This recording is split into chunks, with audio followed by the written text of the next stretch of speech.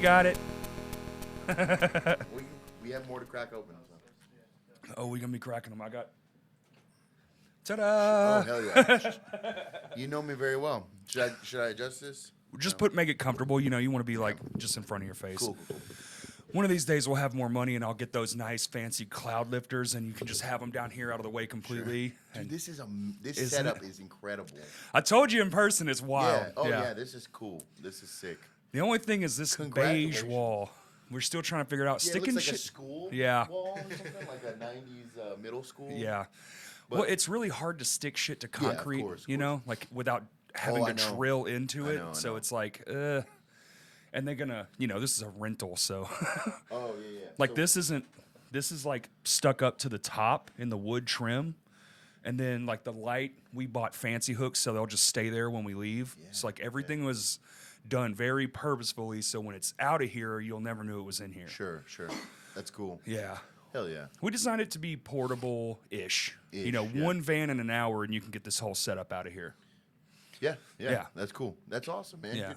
Good for y'all. This is sick. This is a cool setup. And the table is table is just immaculate. It's like your explanations don't do it justice. I've actually seen it in person. I mean, I've been following along on social media on the Patreon and stuff, and like, it's cool. Beautiful. Yeah, it's cool. Shout out to Patreon. Yeah, I'm actually subscribe on Patreon. Oh, we should do that cheap, at the top. You know, yeah, it's like $5. Come yeah. on now. There's nothing cheaper at this point in life. 20% of that goes to me because I'm a publicity. Dude, it's my goal to like make just enough money where we have audio and video, like me and him covered, like bills paid. Sure. And then like one other person for like the marketing team. Yeah. And like you're good. 3 people make a living off one thing, and that's just what you do. Holy crap. Yeah, that's I mean, what that's a goal. The I feel like that's the goal for bands and filmmakers or whatever. When you're starting out, you know, that's the immediate the immediate goal. Now that immediate goal can take 10 years, but I mean, I already spent 20 doing one. Why not another 10? I'll only be 50. It's fine. It's all right. I don't gray yet. My dad was the same way, so like I won't gray till I'm about 45. But then it'll be stark You're very white. blessed. Yeah. I mean, you got a very good looking. The hair gene is strong. Yeah, for sure. So I was blessed having thick hair, the Latino gene in me, but also the downside to that is like you start graying at like 24, which you know. I mean, I had friends in high school, man. 1, 2, you know, peaking, and now like my age, which I'm not young anymore, but I'm not old. Sure. It's just, I mean, gray. They're just gray. There's no more. I will be by 40, I'm sure. For sure. Got that gas bubble. Well, I did a little bit of full disclosure. I did a little bit of heavy drinking last night as well. So well, it's a birthday. It was. Was it at Whitewater? It was. So they went to Whitewater for a little bit, but I didn't join until after that. After the Dust Bowl. What's that? The bowling alley. Oh, so they the vintage bowling alley. Yeah. Dude, we were supposed to. Oh, fun. We were supposed to shoot My Aunts War music video there during the pandemic. Yeah. Because it was just empty, and the guy knows our bassist, and he was like, "Yeah, dude, come in." We were gonna make it look like it was like. Oh, you guys would have fucking knocked it out of the park. It was that would have been so fun. The treatment for it was so sick, and like Justin was in a wheelchair at the time, and he was gonna film my like. God. We had this whole thing because there's a real scary hallway behind all those machines. Yeah, This whole thing where he was like in there and put up lighting, make it look like it's like lightning and shit. My it was God, gonna you be still sick. need to do this. That guy moved to so that whole thing is based in Tulsa. Like the So I heard last that night, thing, that company is based out of Tulsa, and I do believe that dude's now in Tulsa. So it's like we don't have the same in. I guarantee you walk in there and buy a drink from the bartender and be like, "Hey, you mind if I shoot a music video?" He'd be like, just tip me, okay?" Just during the day before you're open, like we won't, we'll cause any mess. But so they have a karaoke room in the back. Yes, it's like you just plug in your phone and there's a TV or whatever. So we partied it up last night fun. with that. Yeah, it was cool. We did. The one we did with Dylan was the night after the Silent Planet show, and I came in here and I'm just like, I mean, it drops Tuesday, but I'm just wrecked. Oh yeah, I'm so my brain is just Sometimes that makes for the best conversation. You take a little bit to warm up, but I think it lets your guard down a little bit. So maybe you say a little. I'd like to live with my guard down a little bit. As should everybody else. Yeah. take it all in, kind of process. I take a long time to process information, though. That's kind of probably one of my downfalls. It'll be like weeks, months, because I just think and think and think, and I'll come at it from every single angle, and it's almost too much. You know, like I have a sleeping disorder because of it. Yeah. Dude, I average like 4 to 5 hours a night, and it's just me. I'm lucky if I can get 5.5, 6. Yeah, it's all brain. Oh yeah, it's totally brain. I don't know if it's I mean, without getting too deep, like ADHD technology was not really like the understanding of it was not really too in depth when we were children. I feel like, bro, here, take this handful of medicine, see if it works. Yeah, exactly. So I feel like I definitely have ADHD, but Capital H. Yeah. Yeah. But like I feel like a lot of those things, I'm like, well, if science was better in the 90s, we could have intervened in a lot of this stuff, and which I would have known how to navigate things a little bit better in adulthood. Yeah, and even in the 80s, it was just you were just hyper. Oh yeah, you're just an asshole. You're an asshole. You're just the bad kid. Yeah, and I got a lot of that because I was, I was in school in the 80s. Like, I remember all those things, and you're just constantly getting in trouble, and it's like I just can't physically fucking sit here and like school. Sure. And it was never a thing for me because once you get diagnosed or whatever, and that was not until the 90s again. And then they just throw Ritalin in your face. They throw shit in your face, and it makes you feel fucked up, and I don't like it. So I'm just like, now I'm combative because I don't want to take it. Sure. And then finally, one day, I just had enough, and I was like, I'm not doing this shit anymore. I'll just be a bat. And then it just like the whole time, dude. Sure. It's a balancing act. You got to adjust maybe what your consumption is, how you process things, but how you navigate through life. You got to do it a little bit differently. So you got to learn to live with it, I guess. Took a lot of aging. Totally. That totally. wisdom got in me, and I was like, all right, maybe I'm fucked up a little bit. Hey, the best ones can admit it. Well, I've been really last 2 years, dude. Just so much soul searching. Trying to figure out who I am. You and me both. It's been a while since I've been on here. Now that I think about it, well, for like my own personal Singular. kind of, yeah. You were in the early days. I've been, yes. I've been like a part of a round table. Yeah. That included a larger discussion, but not like, Which hey, Stan, what's up? Kind of thing. Yeah. But yeah, the pandemic. I mean, I know things were rough for everybody, a lot of everybody. people. But like, it was very, it was kind of hard for me. And like, as good and fruitful as it was, like our abilities, like as creatives, to like get it taken all away and still try to figure it out. Yeah. Like we did, like with my stuff, we did the live stream. I tried to do some podcasts here and there, but like every time I tried, the shit would spike, and I'd be like, all right, well, we got 2 in. Let's wait a month, you know. But just like the amount of downtime, so that's where I fail, is like I don't like, that's why I work so hard. I think I just realized this about a month ago. It's like if I have too much time to myself, my mind takes over, and I just start thinking about all the shit I don't want to think about. So like me working till I'm just like, is me like not dealing with my shit. yes. Oh my God, I feel like me and you are the same person. Yeah. So, and I've been trying not to do that. So I've been trying to be like more open, like especially with my wife, because we just kind of live so fast. Like we've been together almost 15 years, and it feels like congratulations. It feels like a day. Yeah. You know, and I just look back at photos now. You're scrolling through your phone. You're like, you see those early pictures. You're like, we were fucking children. You know, Right. We grew up together in a way. in a way, yeah. And it's just like, oh, how is this even possible that I'm getting? I'm pushing 40, and it's just a wild. It's been a wild 2 years, man. It really kind of fucked me up in a good way. Yeah. Yeah, it fucked me up in a good and bad way. Yeah. I'll say that. And so I was very blessed.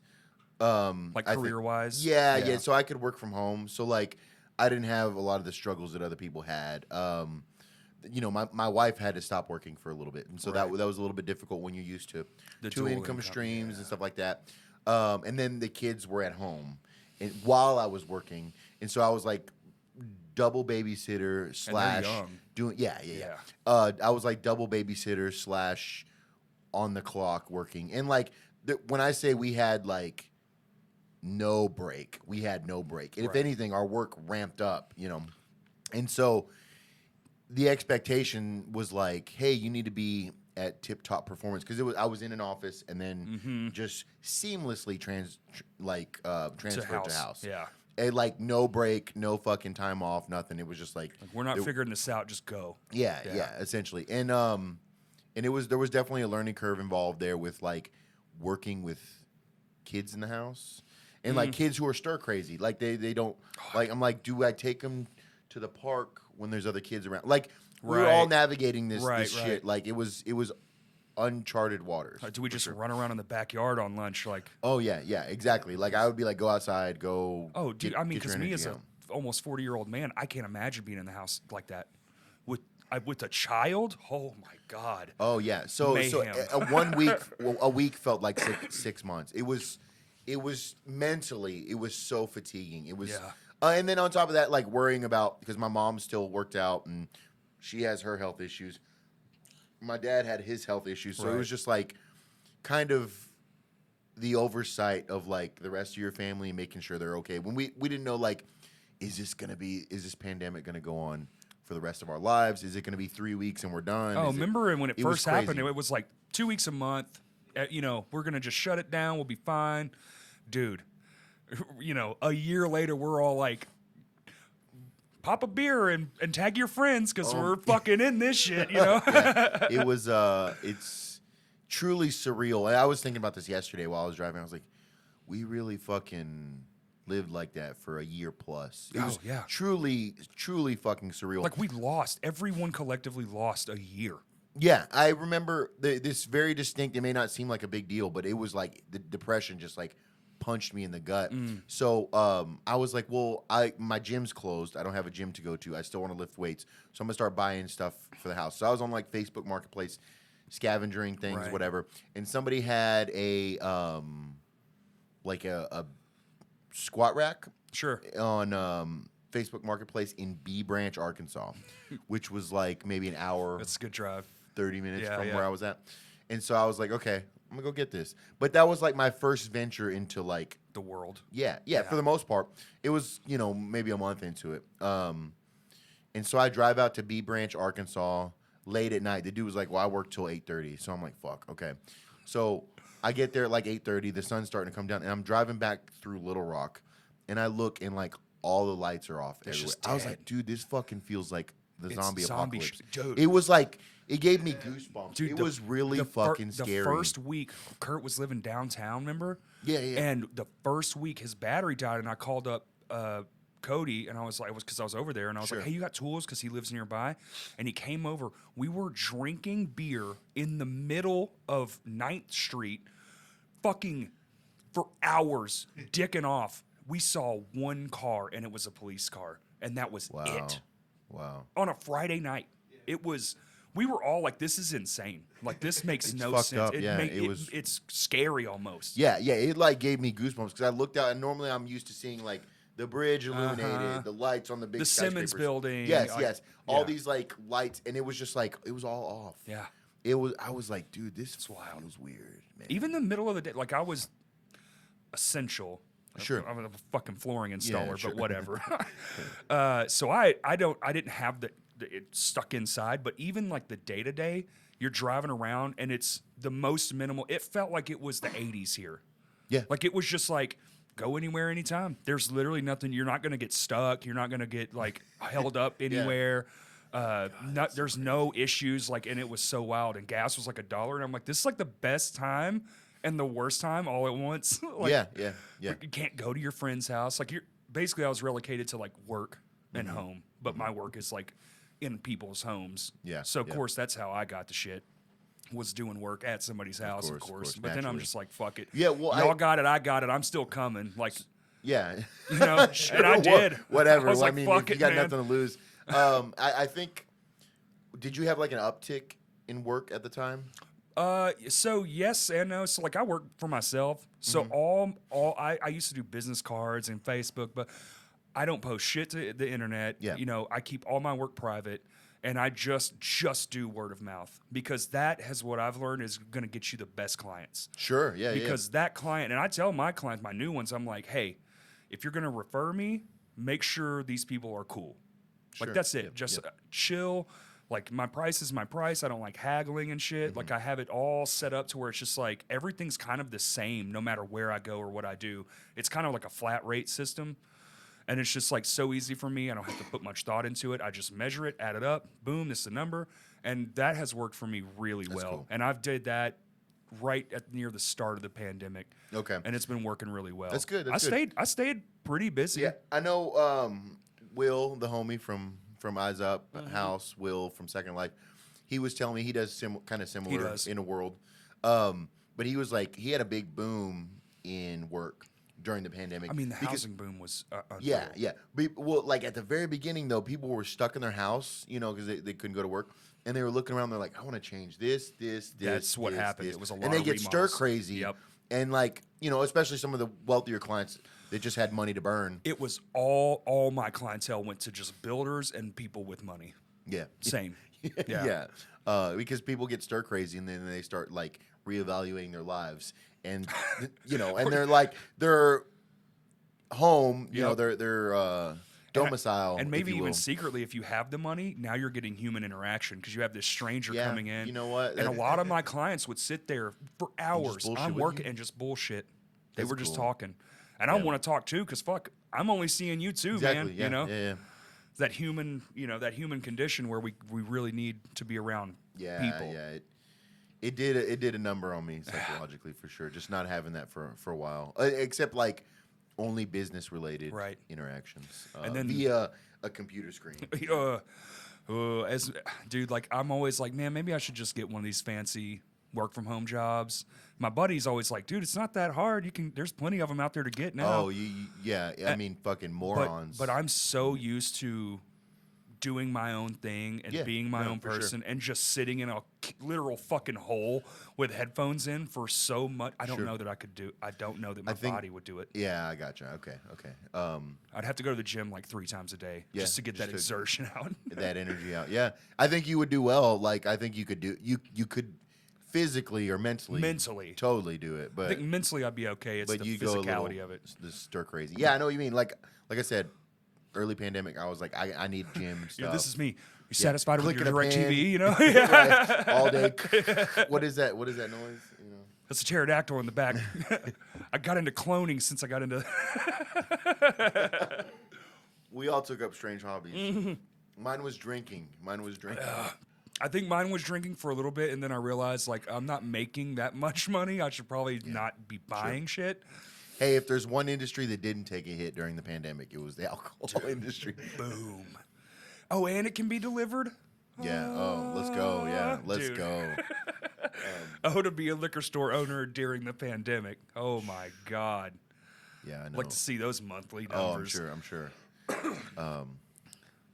I mean, there was a fucking line every time I'd go. Yeah. Well, I mean, you can't, just good reason. Like if alcoholics specifically, like they can die.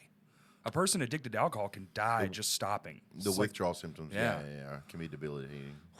So, what do you do? Yeah, I mean, you can't like drink at an office job, but if your office job has been moved to home, you can kind of get away with it. Start out with a fucking Modelo. I was like, I gotta talk to these crazy fucks for 20 hours. If you leave work at like 4 o'clock, 4:30, 5. Is it one of those things? I'm curious. Is it one of those things, or is maybe it's company? I don't know much about company life.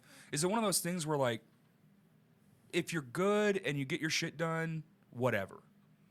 It depends. It's probably situational. Like we just want it depends on the company. Yeah. Right. Like if you're like what's the thing where you don't get paid by the hour? What's salary? That? If you're on a salary and they're like, hey, as long as the work's done, I don't care if you do it all on Friday. Just get it done.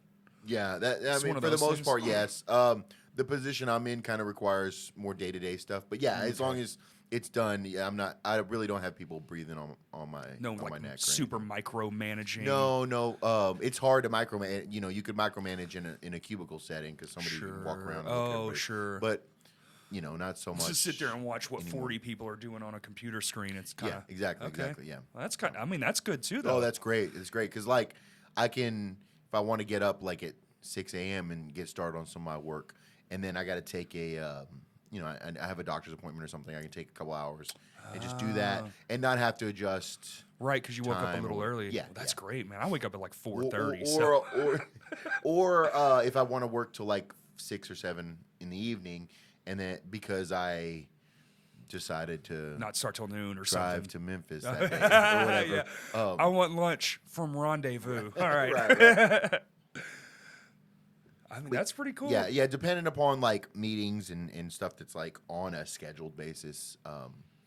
Outside of that, I can kind of do whatever. And it's not just like the most mind-numbing thing where you're like, this again. It's like the problematicness of it. Does it just become so repetitive? Like I'm just curious about it because I don't know anything about that life. I mean, so I don't know that I'm sure there's different roles that people have at home, and so I don't have like I'm not like at a call center or anything like that. So it's nothing. It's nothing that something that's mind-numbing. based in something. You're not just cold calling folks and No, your insurance and all this stuff. No. Okay. So I don't really deal with the repetitiveness. It is exactly what I would be doing if I was in an office setting. Okay. So. Sorry, that's probably boring for most people listening, but I find was it gonna say we did like fascinating 10 minutes of talk on because like I don't do that. Yeah, my job is just I'm alone 98% of my job. I'm just alone by myself. Sounds awesome. And like I don't have a boss. I'm my boss, so like when I wake up, it's up to me. Like, well, you're up. Heave ho. Like I've been working in fucking Lake Norrell for a week, and I'm up at 4:30 in the morning. I'm in my car by 5. Stay like in a hotel down there or something, No, you just just drive. Wow. Yeah. Go work till 3 or 4. I'm there by 7. Okay. Work till 3 or 4. Come home. But Do you it have to again do the it next day. every day. Yeah. Every day. But it's like it's just me. There's no one out there. There's no neighbors. Yeah. Wow. There's a nice, beautiful lake. I can, look at fish. I don't fish, so I can look at them. I feel like could be a good opportunity to kind of escape from reality a little bit, maybe. It has been kind of nice because I mean, there pros and cons, I'm sure, but plus, every week my job is different. Job takes about a week, and then every week I'm seeing a new space and a new thing, but the work is the same. Sure. The job is the same. Sure. Put tile on the wall. Okay. God. Do you ever do like music, headphones, podcasts? Headphones, podcasts all day long. All day. Okay. I follow so many, and That I'll helps, just wake up that morning. I'm sure. And I'll go this many hours, and just put them because the Apple has the up next shit, and it's just like and it just will loop. And I bought the good headphones; they'll last all day long. Yeah, hell yeah. Somebody calls me, I can just tap Answer. the thing. Yeah, It's so that's cool. nice. That's one good modern technology thing. Yeah. I love my my AirPod Pros. Dude, I'll be deaf in like a year, but worth it. Yeah, I was. So I noticed during we don't have to stay on pandemic talk for No. 3 hours for sure. but I noticed during the pandemic I was taking calls or like getting on calls, getting on work calls, whatever meetings, and then listening to music or podcasts with my AirPods. And I started to have tinnitus issues from the AirPods. I got it right and I now. was like, I'm over it because of live shows are gone. So I had to like adjust my volume intake quite a bit. And after that, like if there was any positive I got out of the pandemic, it was giving my ears a rest from live music for sure. See, were you practicing? Did y'all practice at all? Not too much. We already had an album on ice, and That's we're true. like, which we can get into here in a bit because yes, came out August 2020. Right. 2020. Yeah. 2 years ago. That's so wild. See, we lost a whole year. See, it we doesn't make lost- sense. It if feels not like it more. was, Yeah. Also, I was gonna start it up this way, but I like the natural flow of conversation. yeah, but that's like, cool. isn't making because I've done festivals too? Mm-hmm. Isn't it just like the most insane shit, like neurotic for me? We did one right out of high school, and we did it for 5 years. The same. It's called Rock Stock. Yeah. Oh yeah. Very familiar. And the fifth and final one put me on my knees. I was like, I can't do this anymore. Because we had like a skate park in the tennis courts, and we had food vendors, and we had all these different bands. And Did Simple Plan play that? No? Or is that something same else? stage, Okay. different event. Okay. But only like a couple nights prior. That was the, what was that, like Family Fest? And Simple know. Plan played in Bryant on that stage. At the park, yeah. At the park, on that little concrete stage. Yeah, what the fuck? That's kind of crazy to think about. I know the guy who booked that Don't event. they have like a massive amphitheater stage out there now, like in one of those parks in like Benton or Bryant? Not Bryant. Maybe at the They do like a huge like Christian festival there every year, and that like pays for the whole thing basically. So there's a new park behind Bryant Schools off Boone Road, but it's like a swim meet and like a thing. I don't think they even have a stage, but No, this one's like right off the interstate.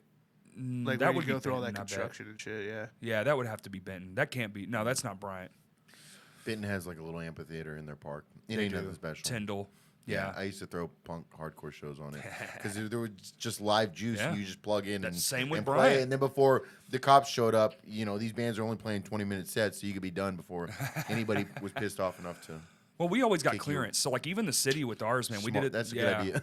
we would go and we would pay. I would recommend doing that. So for in sure. it's not this way anymore, but when we were doing it, dude, you wrote a $150 check, and they would hold that check. They wouldn't cash it, but they would hold it. So if you screwed anything up, Sure. they would take that, and that's what they used to pay out for cleaning and stuff.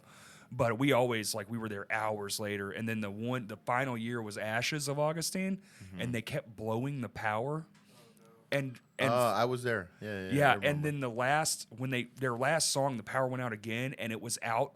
We drove up the next day. They had like 15 energy trucks all down the road. Wow. Yeah, because it was just it just too much, and I guess blowing up the thing at the park made the whole system on that side of the road shut down. Jesus. We didn't get blamed for it. Okay, I was gonna we say, got our did somebody- $150 yeah, back. Yeah, okay, cool. Dude, cool. the third year we did it, the park director came on a golf cart, pissed drunk, didn't have his keys, took the hinges off the gate to the pool, opened the pool, and just was like, "We're having a pool party from stage." Yo, that's sick. Dude, wild. A city official just drunk as hell Respect. in a golf cart having the time of his life. He got in some trouble. Oh, I'm sure. Like, while bands were playing? Was Yes. This? Oh, okay. Hell yeah. Oh, it was so much fun. Yeah. Those are always. I mean, it was a party atmosphere. Those were always pretty well attended, I think. Yeah. Yeah. They're the ones that I went to, I feel like. I have newspaper clippings from it. That's cool. People would show up for like the local newspaper and take photos, and it's just like a sea of people. There's one, my favorite one was the first, because we were in high school when we did the first one, so we had all that attention that we could just garner because the school was big. So the first one, there's just a sea of people, and it was just, it's so sick. And front page of the Bryant Times. Wow, no shit. Yeah, That's cool. It was very cool for a young kid doing something. You're like, yeah. and now it's like in a cupboard or some shit. Yeah. Well, it was definitely pre-YouTube.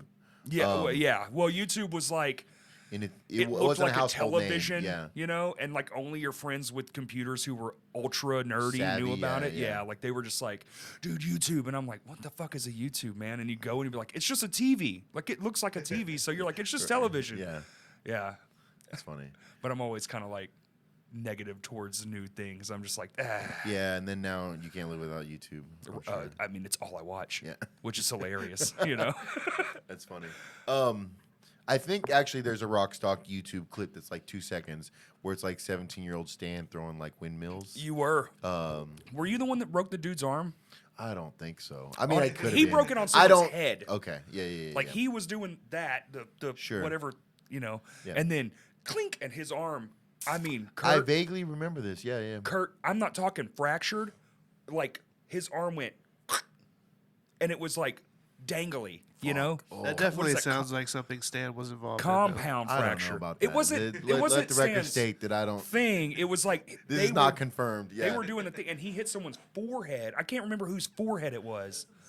Dude, it was. Well, when you're 17, you're on your parents' health insurance. Who gives a fuck? Well, what's funny is Look, he, I've dude, yeah. had 3 surgeries on this hand. He came back the next year, had the scars, from the God, surgery, and he was sticking magnets to it. He's like, look, like he didn't give a fuck. He was stoked. Yeah. I bet now when it rains though, that arm's like, oh man. When the weather changes. Yeah. Yeah, I've been there myself. Hardcore has ruined my smile. I've had my teeth fixed since then, but I've had Really? You've had a couple broken knocked teeth. out? Yeah. A couple, like during a Jungle Juice set when I'm holding the microphone, everyone piles on to sing along, and the mic just cracks into my teeth, and I'm like, and I just keep going in the set, and I'm like, I feel like sediment in my mouth, Yep, like that's dust. teeth. Yeah, and it was just like the front tooth was like broken completely in half and gone. Oh my I think I spit it out at some point, but Yeah. like there's still like the sandy sediment stuff from the break. Oh man. I have a thing about teeth, man. Oh yeah, me too. That was a bottom tooth that broke, and then I've had the top, top one one. broken in half.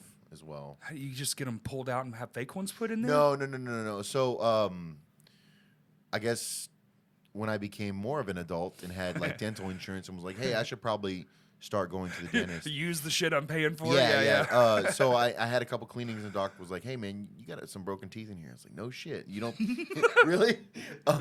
Hey, here's the picture from that when I've it had happened. for 5 years. Yeah. And he was like, man, we could just put a little like, I don't know, like for lack of a better word, like some Bondo and like we can shape out through like 3D imaging what it should look like, and then what it looks like now, and then basically glue a piece on there that, and like, you know, shave it down and make it look down, and it looks. You could never tell that that's what I have in my mouth, but I can't tell. I I would have like never known. 4 teeth that are like that. Yeah, Wouldn't know at all. That's wild. yeah, it's crazy. You got a good ass Who dentist knew? too, Yeah, though. I know. Yeah. Because me, man, I would have dental insurance and just be like, man, your teeth are pretty fucked up. You should go to the dentist. I'd be like, That's $50. probably, you know, I'm gonna die in a year anyway. Who gives a shit? That's fair. Yeah. I was like that for 10 years. I was like, hey, I'm here to. I don't know how this works, but I think I'm here to see a dentist. I hadn't been to a dentist in 10 years. Yeah. I think I was like maybe 10 years after I broke my tooth, I got it fixed. Wow. So yeah, I had a kind of a fuck. I mean, I broke others along the way. Sure. It's a Well, it's long road. crazy that they don't, when you split them like that they don't like fall out more. They just kind of stay in the same.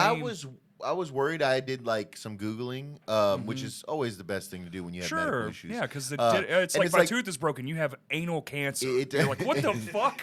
It depends on how bad it's broken, but like you could lose life in, like if you break it down the root, Oh. you could lose the life in a tooth and it just goes black. The and black just dies. tooth, yeah. And I was like, I don't want that. I knew some don't- people with the black tooth. I need like the opposite of that. Yeah. Yeah. I mean, I don't have a perfect smile, but fuck, I was blessed with some pretty straight teeth. I Sure. like. I have a decent enough smile. I got a few things going for me. I don't need black teeth in my mouth to It's like the complicate things. teeth. It's like the protein. So if you think somebody has good hair, they're probably gonna have decent, strong teeth too. Sure. right? Okay, that Good makes sense. fingernails, Yeah, calcium. The calcium and proteins. So like mine's the same way. I've been to the dentist a time in my whole life. Once. wow. And it was when my wisdom teeth were coming in, and I'm like, my mouth was just hurting, and I didn't understand. I didn't know what the fuck was going on. I was just like in pain, unbelievable. So that's actually wisdom teeth was what drove me to go, yeah, dude, for the first time. just that swollen, constant, just that pulsating heartbeat pain in your face. Oh yeah, it was debilitating. It fucked everything up. And then I got lucky, and the doctor was like, "Look, it hurts because they're coming in, but like they're straight. Yeah. You're so lucky. Like Yeah. they're coming in exactly Did where you they're have to have supposed surgery to get them out? I still got them. No shit. I have all my teeth, and I've been in the dentist once, ever. We don't have any pain from it or anything? No. Wow. I can. They're So weird. My wisdom teeth, like I had one that was completely Crooked. sideways, and it was like, hey, you need to get this cut out, and I was like, I'll be fine, I'll just tough it out. And they're like, well, so it's like a $5,000 surgery or something. Yeah. With insurance, I still have to pay like $2,000 or some shit. But one was like completely sideways, so they're like, hey, this is gonna deform your face if you don't. Oh take shit! it out, because it'll like push all your teeth inward and then start like deforming Crowding. your jaw. Yeah, that's what they told me. So I was like, fuck, all right. Well, I guess let's do it. And I put it off to as long as I possibly could. Like a few years for sure. I think this, yeah. Ooh, man. Ooh, just thinking about it. Oh, it makes my spine tingle just having somebody cutting in your fucking mouth like that. Yeah. Oh my god. It's like I don't want them to break, and I don't like when he told me they were coming in where they needed to. I was like, thank God, sure. dude. I can't have this happen to me. It was a pretty rough surgery for sure. So, are you stoked about the new fest? I am very stoked about the new fest. Yes. Okay, we're getting back. We're getting on track after 30 minutes of teeth and COVID talk. Yeah, very stoked about the new fest. For those who don't know, here in Little Rock on December 9th and 10th, maybe the 8th, we have a pre-show. December 9th and 10th, a pre-show that leans more towards the punk DIY crowd. Oh, sick. A little bit of something for everybody over those 3 days, if it happens. But for sure, right now, the 9th and 10th, Friday and Saturday of December, at the Rev Room, we are doing a Excuse me, this Modelo's hit me. A hardcore / metal, death metal thrash fest called Bangin' in the Rock. Very, very appropriate name, I think. Sure. You know, if there's one thing that people outside of Little Rock or outside of Arkansas, That's all they know. So, I've met so many strangers, and they're like, and that's not the name of any other previous medium. It's Right. It's slightly adjacent, but people know that phrase. they if you will. definitely know. And so I mean, I think that the name of the fest matches the energy that we're bringing to it, Right. For sure. So just off the top of my head here, we've got Creeping Death, Tribal Gaze, Zibalba, Fugitive, which is, for those who don't know, is Blake from Power Trip. If you were a big fan of Power Trip, which was almost the biggest which was en Right. route to being the biggest metal band on the fucking planet Earth, until Riley Gale, the singer, had passed away Right. in 2020. But this is his newest project, the first post Power Trip band, Right. And it brings a lot of that same Power Trip energy. Are the other guys in it? Any of the other guys? So it's for lack of a better term, it's kind of a super group, if you Okay, will. sure. But a lot of other Texas bands that have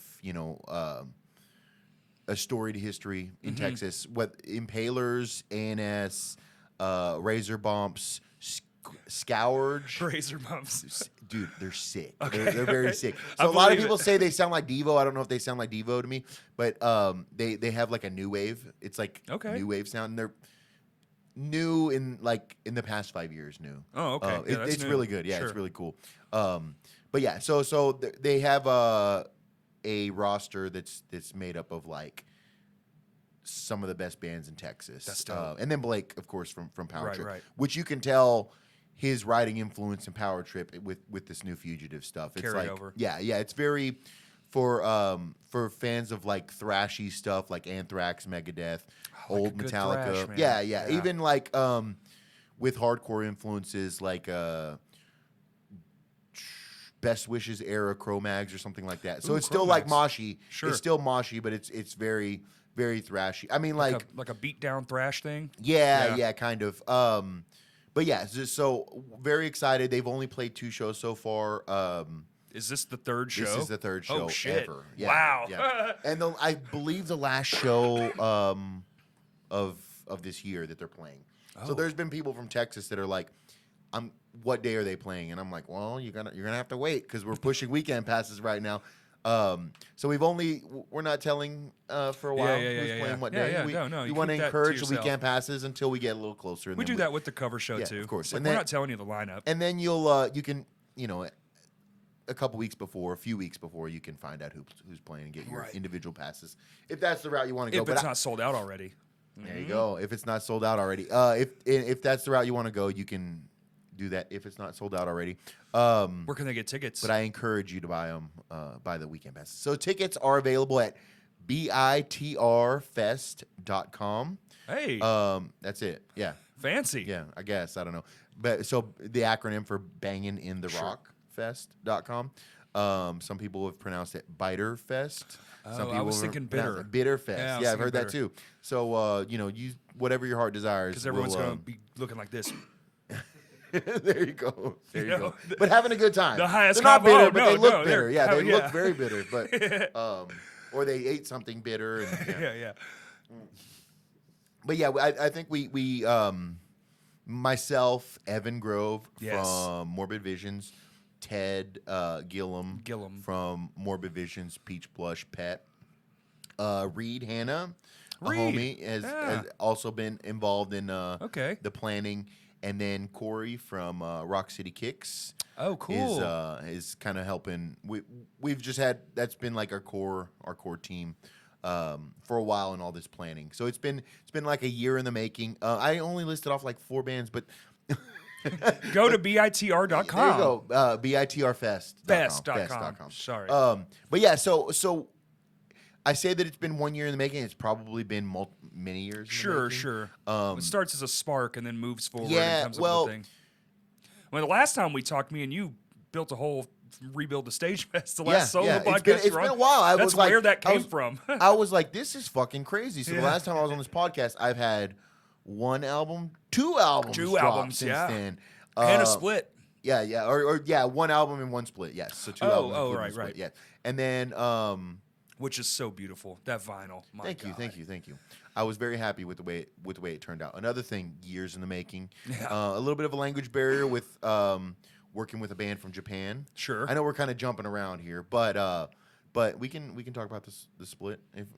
I think it's fucking awesome. I get the privy because I live next to Tommy, so. I go over to Tommy, and I had my new baby record. Oh, sure. Probably before he did. Huh? Oh, you had it before he did. Yeah. I literally got them as I was leaving the house to go to that merch swap that you bought it from. And so, you had it before. So I was like, Tommy, look. And like, I showed him some songs from mine, and he was like, check out this song. And he would show me a song, and I'm like, dude, this is nuts. Like, both our things, which ours isn't out yet, because God knows when that'll fucking happen. Sure. Because we're the worst. Cut to that. Let's actually, go. it is All right. soon. We're actually working right now on trying to get the schedules for the music video and all the things. No shit. Good for you. Hell yeah. It's that's exciting. Well, Todd's having a baby. So Whoa. So that's literally like now. Like it might be today. It could be happening right now, and I wouldn't know. Congratulations, Todd. It's this week for sure. They went 2 days ago on the due date, and they were like, "Well, it's not here, but it's coming." They could tell by like how whatever tests, because they're doing natural birth. Yeah. Wow. So there's like it's on the way. We know because of all these things we tested. But so like that's like a month off or whatever minimum.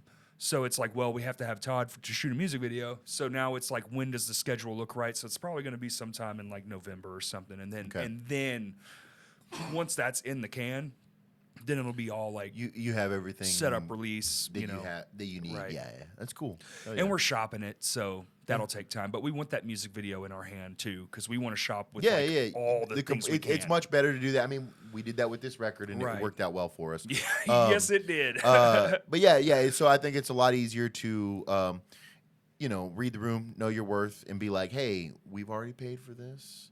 It's already a complete project. See, here's the let me whole know what thing. you think. Right. And if you would like to make an offer on it, I'm all ears. And our thing too is we've been going so long, and this is our first real record. Fucking 14 years later. Long time coming, yeah. And it's like, it's just like we're so passionate about it. Honestly, we just want people to hear it. It's not even about, at this point, it's just like, fuck money. Like, we all have jobs and shit. Like, we don't actually care. It's paid for. Sure.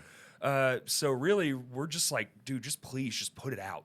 Like, it's special. Like, it's special. Mm-hmm. Look at it, read the words. It's a tribute to our friend. The whole record's about our friend, our guitarist Dustin, who passed away. So like, it's like an emotional roller coaster. Right. It's the whole process from like you're gone to like figuring it out and how to like move past it and all that stuff. That's cool. It's like the whole ride. It tells a story. It tells a whole story. The album is thematic. I keep telling people it's like an old school record. You put it in your headphones and just chill. It's meant to be listened from beginning to end. Yes.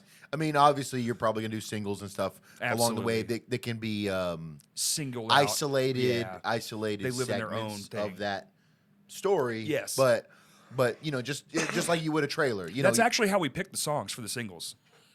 There's the songs that live well on their own as a story and a track. That's cool. Yeah. That's cool. So it's more than just, hey, here's a bunch of songs we wrote over the last few years. Yeah. It's like, here's one cohesive piece of artwork. Yeah, I think it's been almost 5 years now. Wow. So like it's been a long time. I know coming. you're just itching to, I'm just ready to get it out there. Like we got it out of our head, the playing and the writing and all the totally. Heartache and all that stuff. Yeah. Like that part's behind us now. That's but the hard part. Yeah. Yeah. Well, it's a hard part in a different way, and then Then it's all business after that, which we suck which is also at. the hard part. Yeah. Which is also a hard part. We're the worst. We're actually the worst. It could be worse. It could be. I think you guys market yourselves well. Locally, you need to branch that figure out how to like expand that a little bit, but. We used to rely on the hope and prayer method. Yeah. Then we realized that doesn't work. Sure. Word of mouth used to work. And word of mouth was could take you far. It did for us in the early days, especially getting on those bigger shows. like it did work. Yeah, I mean, we were getting calls from festivals and stuff towards the end of the first run. Sure. And it was working. Yeah. But, you know, and then we just. But the game has changed. The game has very much changed, and none of us caught up. Yeah, it's tough to keep up. I don't know that. Every time I feel like I'm behind on something or whatever. But, That's just. and it's always bullshit. Like that's the shittiest part about being in a band is like worrying about the business aspect, the incidentals, it always just is like a bad taste in my mouth. I just want to rock. That's it, dude. I just want to show up and do my job. Like, I like, playing live shows. I like going on tour. I like recording. I like coming up with the artwork, the aesthetic for the whole Planning vision, the thing, whatever. yeah. And then beyond that, it's just kind of because then after that, it's all emails and Instagram posts. Yeah. You know? Yeah. You know? It kind of sucks. Tweet. Yeah, Instagram. Facebook's dead. No one cares. With this Right? with this album, with Holocene Extinction, and also with the split, I think an album previously, an EP previously, like we worked with a publicist, so it was like so much so much. You just answer a few questions and they roll with it. Well, kind of like, so the label drafted up like, here's what the album's about, blah blah blah blah, and kind of gave them some verbiage to go with, and then the publicist. Dave at Ear Split is, he fucking works with everybody big. But he did us justice. Like, he was like, hey, here's this album. It's about blah, blah, blah, blah, which is very timely with what's going on in the world right now. And just pushed it out to everybody. And, like... Dude, y'all had, like, Revolver magazine and Revolver, fucking... Decibel, oh, my God. I would print that out the size of a fucking wall and hang that on my... It was very difficult to keep up with. Actually... We can get into the album. Let's do it. Yeah. So it's been a while since I've been on the podcast. Right, so like a lot of shit has happened. I know we talked about a little earlier that thing that went on, the pandemic. Yeah, I don't know if y'all remember, but so we had recorded this album before the pandemic. I think in September, October of 2019. It took some time to mix, took some time to master. Always took a lot of time to get that album artwork painted. Because that's real. Do people know that? That's an actual I have it in my piece of office. artwork? I have it in my office. I should have brought it. Actually, I should have. It's a fucking gigantic painting. It's a hand painted. That's amazing. Like, I didn't want to. It's got that old school like metal art. Yeah, cover art. Like that's what I wanted to go with. So, very illustrious artist from the Pacific Northwest. I think he's from America, Portland. Yeah. Yeah.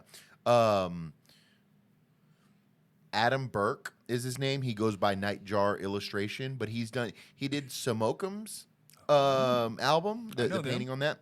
But he's done the last few Fit for an Autopsy records. The last full album by Creeping Death. Oh, Creeping. Oh. And the last Spirit Adrift. He's like almost a household name in the world of like metal album artwork. At this point, so I was very he's doing shit like that. I was very very stoked on his output. I kind of gave him an idea, and it fucking took forever. I was like, but when you're in when you do work of that quality, you have a lot of clientele. So I get it. But anyway, so I kind of came up with the concept, and he just ran with it, and it exceeded my expectations. It's unreal. I was very, very happy with it. I think the first time I saw it, I was like, that can't be y'all's actual album I was art, like, dude. fuck, we're a real band. No more Photoshop albums or anything like that. It's like we're doing it. But yeah, and that's what we want to do. Like, we were like, we had played a bunch of shows. We had made not a shit ton of money, but we had made a pretty decent amount of money, that we like band money that we the had chunk just sitting there. Yeah, like several thousands, and we're like, we have the money. God, isn't that the best feeling? Oh yeah, we have the money to create this album ourselves. We don't have to like we could reach out to a label, and I'm sure there's labels that have reached out to us about wanting to put our album out, but we're like. Well, but then they're going to give you $10,000, and you're never going to pay that $10,000 back. It doesn't matter if you sell 1,000 records. It doesn't really work. We want our producer on there, and he thinks that this sucks, and you got to read. No, we just made exactly what we wanted to make to the exact specifications we wanted to make, and it's a fine. Here's the final, like, completed piece of art. Yep. You want it? Cool. You don't? That's where I'm glad. That's where Whatever, we're at, man. you know. Because we did that live stream, and that thing put that chunk, and we were Yeah. like, "What do we do with this chunk?" And we were like, "I think it's probably time to do the thing." Good, yes, You know, fuck and yeah. that's where all that money went. Good, Every good. bit of Hell it. yeah. Almost every single. We made one run of shirts, so a little bit from that, but like everything else went directly to that record. That's cool. And it's great to be able It's to a be good like, feeling to not be like text the group chat and be like, "Yo, so I did the math. If everyone could throw in $400, whatever, we can." Right. Like to just be like, "Hey, here's the money. Is everyone okay with the band money going to this?" We did have to do that on the back end, like the mastering. So for the mastering, we had to Sure. come out, but it's not when you're splitting it at 5 people and it's just one process, and it's like like we really went for it. When you hear the record, you'll understand. Yeah. Like we Oh, yeah. really put some money down. But when we were at the end of the day, we were like, man, that's really because is this time one and done? Is this like the start of a new thing? So we just want to come out of the gate swinging, and however We'll it see, ends yeah. up, Well, at least we have this How one. the cookie crumbles. Right, yeah. right. You have your one, whether it's your magnum opus or Right. the opening of a new beginning, if you will. Right. Oh yeah, because it is like very much, and I think you saw that if you were at that Silent Planet show, Mm-hmm. all that was new, Yeah. Oh yeah. Dude, it was. and it was great. us. Yeah. It's not 20-year-old kids writing these insane songs trying to be the Chariot. It's the evolved versions of our minds and our heartache and all this stuff, and then like It's and we genuine. put it It's- all yes. For lack of It was the first genuine set we've probably played since we were in our 20s writing goofy songs No shit. because Yeah. we wanted to. That's cool. You know, and it my God, That's and cool. I get it. Well, I could tell you guys were on the stage like firing on all cylinders. Everyone looked like they were in a fucking great mood. Everyone looked like they were happy to be there. Yeah. Everyone looked like they were thankful to be a part of what you guys were doing. Yeah. Like everyone on stage. Yo, They yeah. were like, we're thankful for this fucking opportunity. And it just, happened- I mean, not that you emit any energy otherwise, no. but like I could tell everything was. The stars were like, Are you oh, talking yes. about that Well, Silent Planet show? yes. Yeah. Well, It kind of like was emotional. I don't know why. I don't know what was different. Kurt but- was on stage and he could Yeah, feel yeah. it, dude. On stage, we didn't even. We were all kind of hanging out with our. It was packed. It was Yeah, oh yeah, oversold. Oh, Like yeah. it I was, mean, I was by the bar not because I wanted to be, because I fucking That's couldn't where get the up crowd close. was. Yeah, yeah. And like none of us really talked beforehand. We were all just it's show day. You know, it's nothing fucking new. We've done it 1,000 Sure, times. sure. But for some, you've been there these moments, man. For some reason, when that first note, Mm-hmm. just the energy up there just went woo, and it was like we were just locked the fuck in, and it was something otherworldly going on up there. And Yeah, it was I would happening up agree. there, and we felt the reciprocation. I think what you put out, you'll get back. You Yeah, know, in yeah, a room full of for people sure. every time. If you're negative, they'll be negative. You know, that's just how humans work. Absolutely. And dude, it was just like, oh my God, like I get goosebumps just thinking about that. Yeah, shit. it was a good show, man. It Special was- for us. I bet. Yeah. You could tell. I could tell the energy in the room, everything. Like it was just electric in there. It was really cool. And that's where it's like, well, this is who we are, clearly. Yes, Because yes. it's the first time since the record's been done, period, or since ever. This is the first time ever Mm-hmm. everything we played on stage was modern. Oh, We've wow. never done Yeah. that. We've Wow. always laced in old stuff and Sure, new sure, stuff sure. and tried to make like appease both ends of our spectrum Mm-hmm. because we've been around so long. But that was the first time we had done it all new. And dude, it was just like This is who we are. Yeah, this is clearly who we are. The veil is off. Right. Yeah. That's cool. And then like when y'all are in the studio, first off, how did you get hooked up with a band all the way in Japan? Was that the So Cruelty. I think we had just interacted on Twitter. Like we play similar styles, Okay. whatever, and they had mentioned wanting to do a split. It's coming back to me. right? This is how COVID fucked us all. Mm-hmm. So we had planned on touring on this album quite a bit. Right. The touring schedule included going to Japan and doing a tour with Coffins and Cruelty. Wow. Which would have been like a Could you fucking imagine? lifetime I achievement mean, goal. And dude. two birds with one stone, releasing the Right. album and leaving the U.S. tour in and, Japan. Yeah, in Japan. Wow. I have friends that live there. I would have been like, you have to go. Oh yeah, it's another world. Like the appreciation for American bands that come through. It's- Especially heavy Yeah, it almost fucking makes no sense. Like what they charge, like in U.S. dollars for shows, is like what we would pay for to see bands at like Simmons. Right, Arena. right. No, I've heard that. Like it's like $60, $70 or something. Yeah. For like a show in like a 300 cap room or whatever. Right. God, that's and so like it's very like from what I understand, I haven't firsthand experienced it yet, but I probably will soon. It's financially very advantageous. It's a small Japan is a small island, very much, but there's like 6 or 7 cities that you can hit that are all like 2-3 hours apart or whatever, and it's just like such a easy tour. I mean, you have to have somebody probably driving you or whatever. Yeah, there's no or transit. Right. Transit. But it's a pretty easy island to navigate. Right. Well, now and to get incredible shows in like a week. You'll be lucky now because like all phones now, you point a picture at a sign, it'll translate the sign on your camera. Like very lucky. I still think they have. Well, I take that back. Do they do both, like English and Japanese? Yeah. But I guess what I was getting at, it was up until the beginning of this year, they still had like very strict travel. My buddy lives there, and he was out and about on like a camping trip with his family, and they were like, "Go the fuck home!" Wow, and they had to just go. Yeah. Like, trips cut short. They don't care. Leave. Yeah. So Zabalba that's playing Banging in the Rock Fest, they just recently went to Japan, but like they just recently went to Japan because. They were just recently allowed. Is to that a Z sound? Zabalba? Zabalba. Okay, Zabalba, yeah. Cool. I believe it's an Aztec or a Mexican some sort devil or something, like a demon. A demon. I was gonna say it sounds kind of demonish. Zabalba, yeah. It's a Latino. Are they all Latino? Term. Yeah. Pretty much everyone. That's awesome. Anyway, so we were gonna do a cruelty tour in Japan. And it didn't happen. And they were like, yo, we should do a split for the tour to help promote the tour or whatever. And then the tour didn't happen. And so we essentially we dropped this album.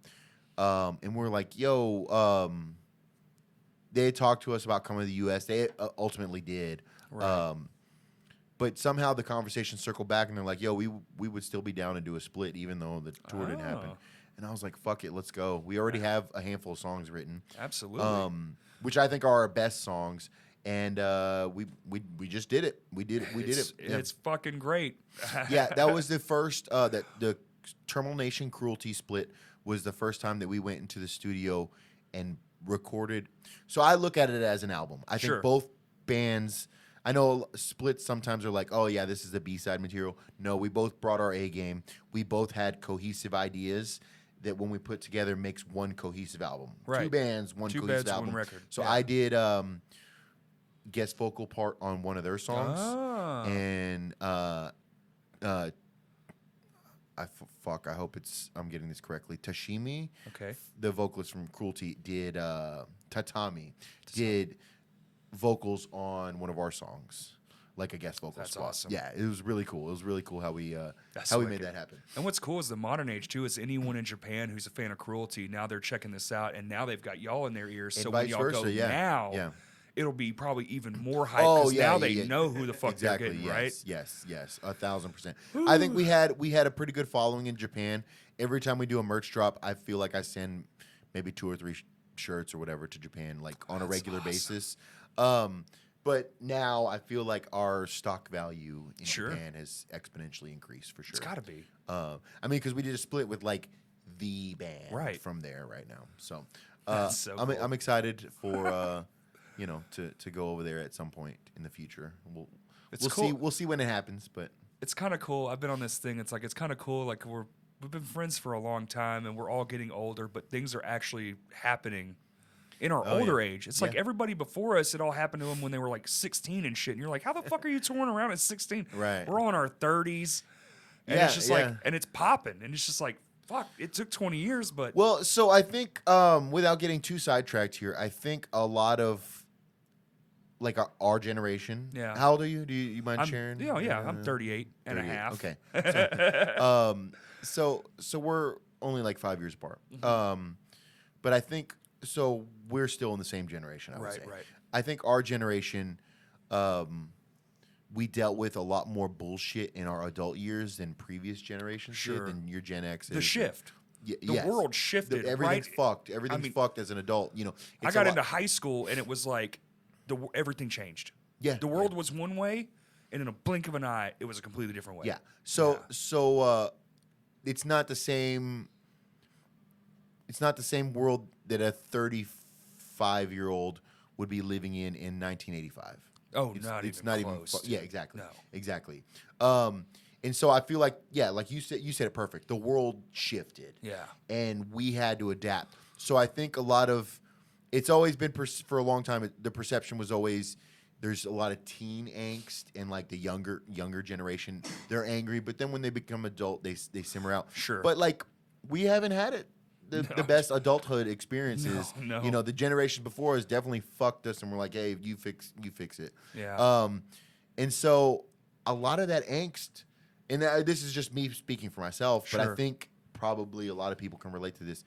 A lot of that teen angst just never went away. Oh, absolutely. Because you feel like, wow, this world is definitely fucked up. Like, it's not like things get better after you turn 18 or after you leave college or after you leave high school or whatever. It's like, wow, I still have many a reason to be upset angsty or pissed and off. pissed off and punk, that punk rock So, thing. so I guess to kind of piggyback on That's what you were saying, that a lot of people, what we do, it all stems from punk rock. I mean, Yes. if you listen to my band, you're like, oh, that's a death metal band.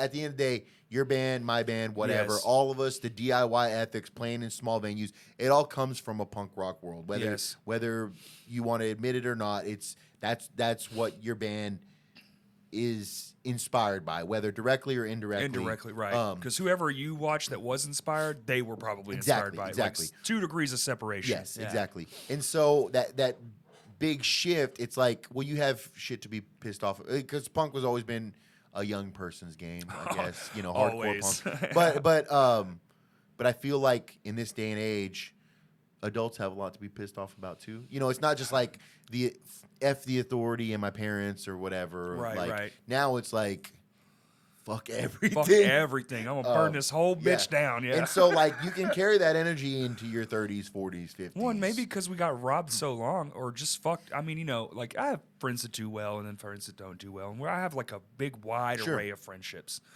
But at the end of the day, it's like, Why don't you brag about it? I kind of am. But at the end of the day, it's like, yeah, man, like it's been long enough. You know what I'm saying? Like it's been long enough. Like just just a thing, like I guess, I don't know. It seems overwhelming at times to be like you were saying, like just burn it all down and blah, blah, blah. And it's like, but it won't leave my brain because it's just, because I still have no reason to be like, yeah, this is perfect. And, everything's fucking roses and blah, blah, blah, blah, blah.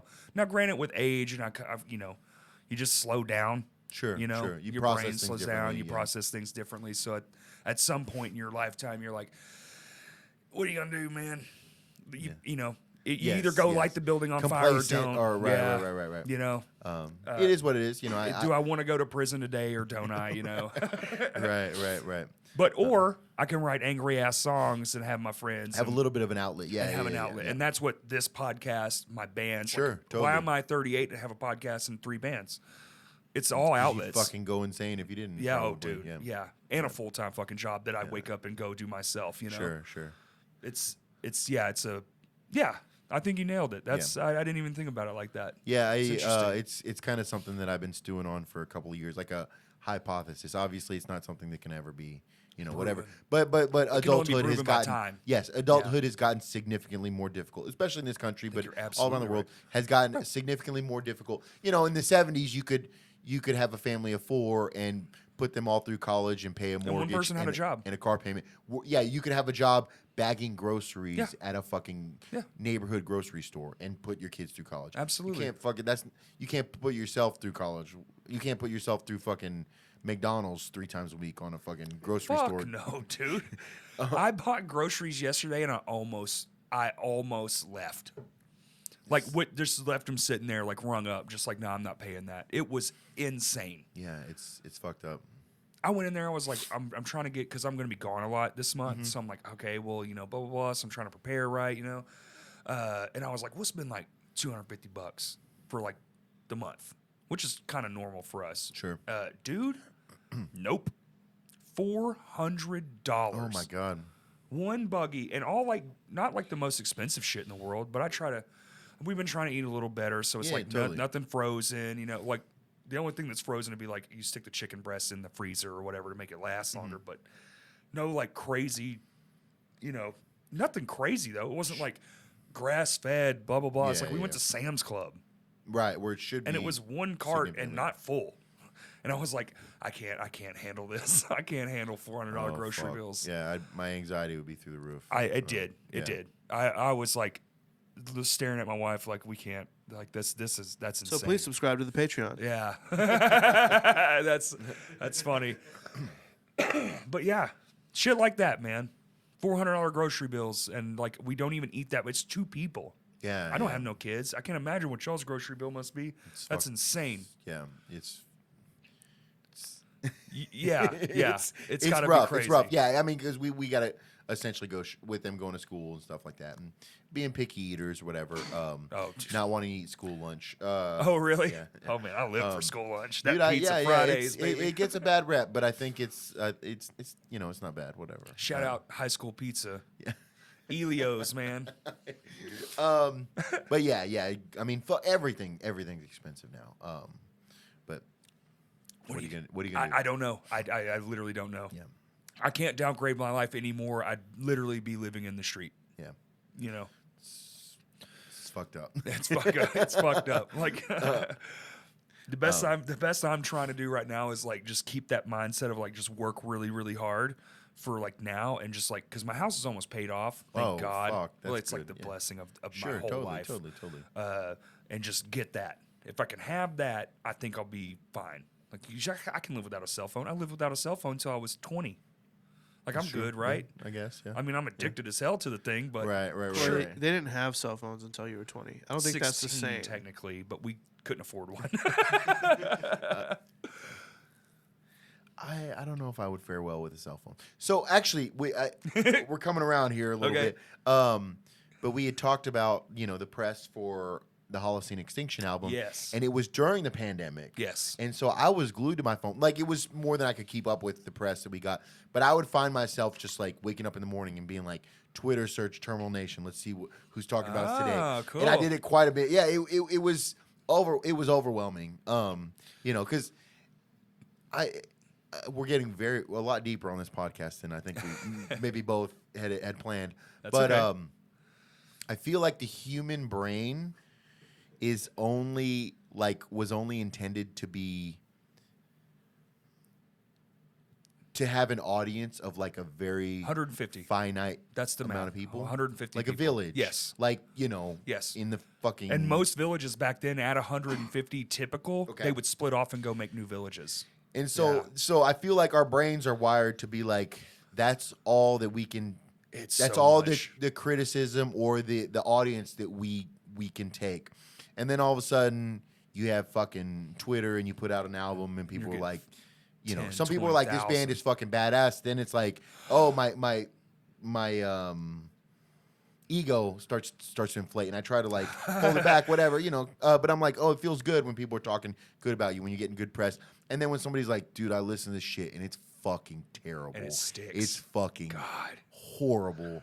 And like there was when that album came out with the Cruelty split, I think we progressed in sound, and I don't recall seeing any negative feedback, so I'm very like stoked on that, because it would be like a gut punch. But like the ratio was probably like how that works though. 98% to 2 positive. Positive, yes. And then the 2%, I could still probably like tell you the Every tweets one or of the them, comments, yes. the names of the God, people, it's the their worst. addresses. I think we're like that because we used to have to run away from everything because everything would kill us. We lived outside and the negativity, so like we attach ourselves to it. Like, what the fuck was that? You know? Right. And so it's easy now because our lives are easier than someone living in the fucking woods hunting tigers and shit. Yeah. And now like that's the tiger in the woods. You're like, you motherfucker, because there's all these beautiful trees around. Oh, there was, and there's only one fucking tiger, but that one fucking tiger is gonna kill me. So it's like, it's almost like it's just in our brain. Like everybody, I started dealing with it with humor. I'm one of those like dark humor people. Sure. Like I just love a nice dark joke. But when we did the viral video, there was so much negativity on there, and Really? I would clap back with like, "You damn right," or my favorite one was, "Who's that lesbian drumming?" No.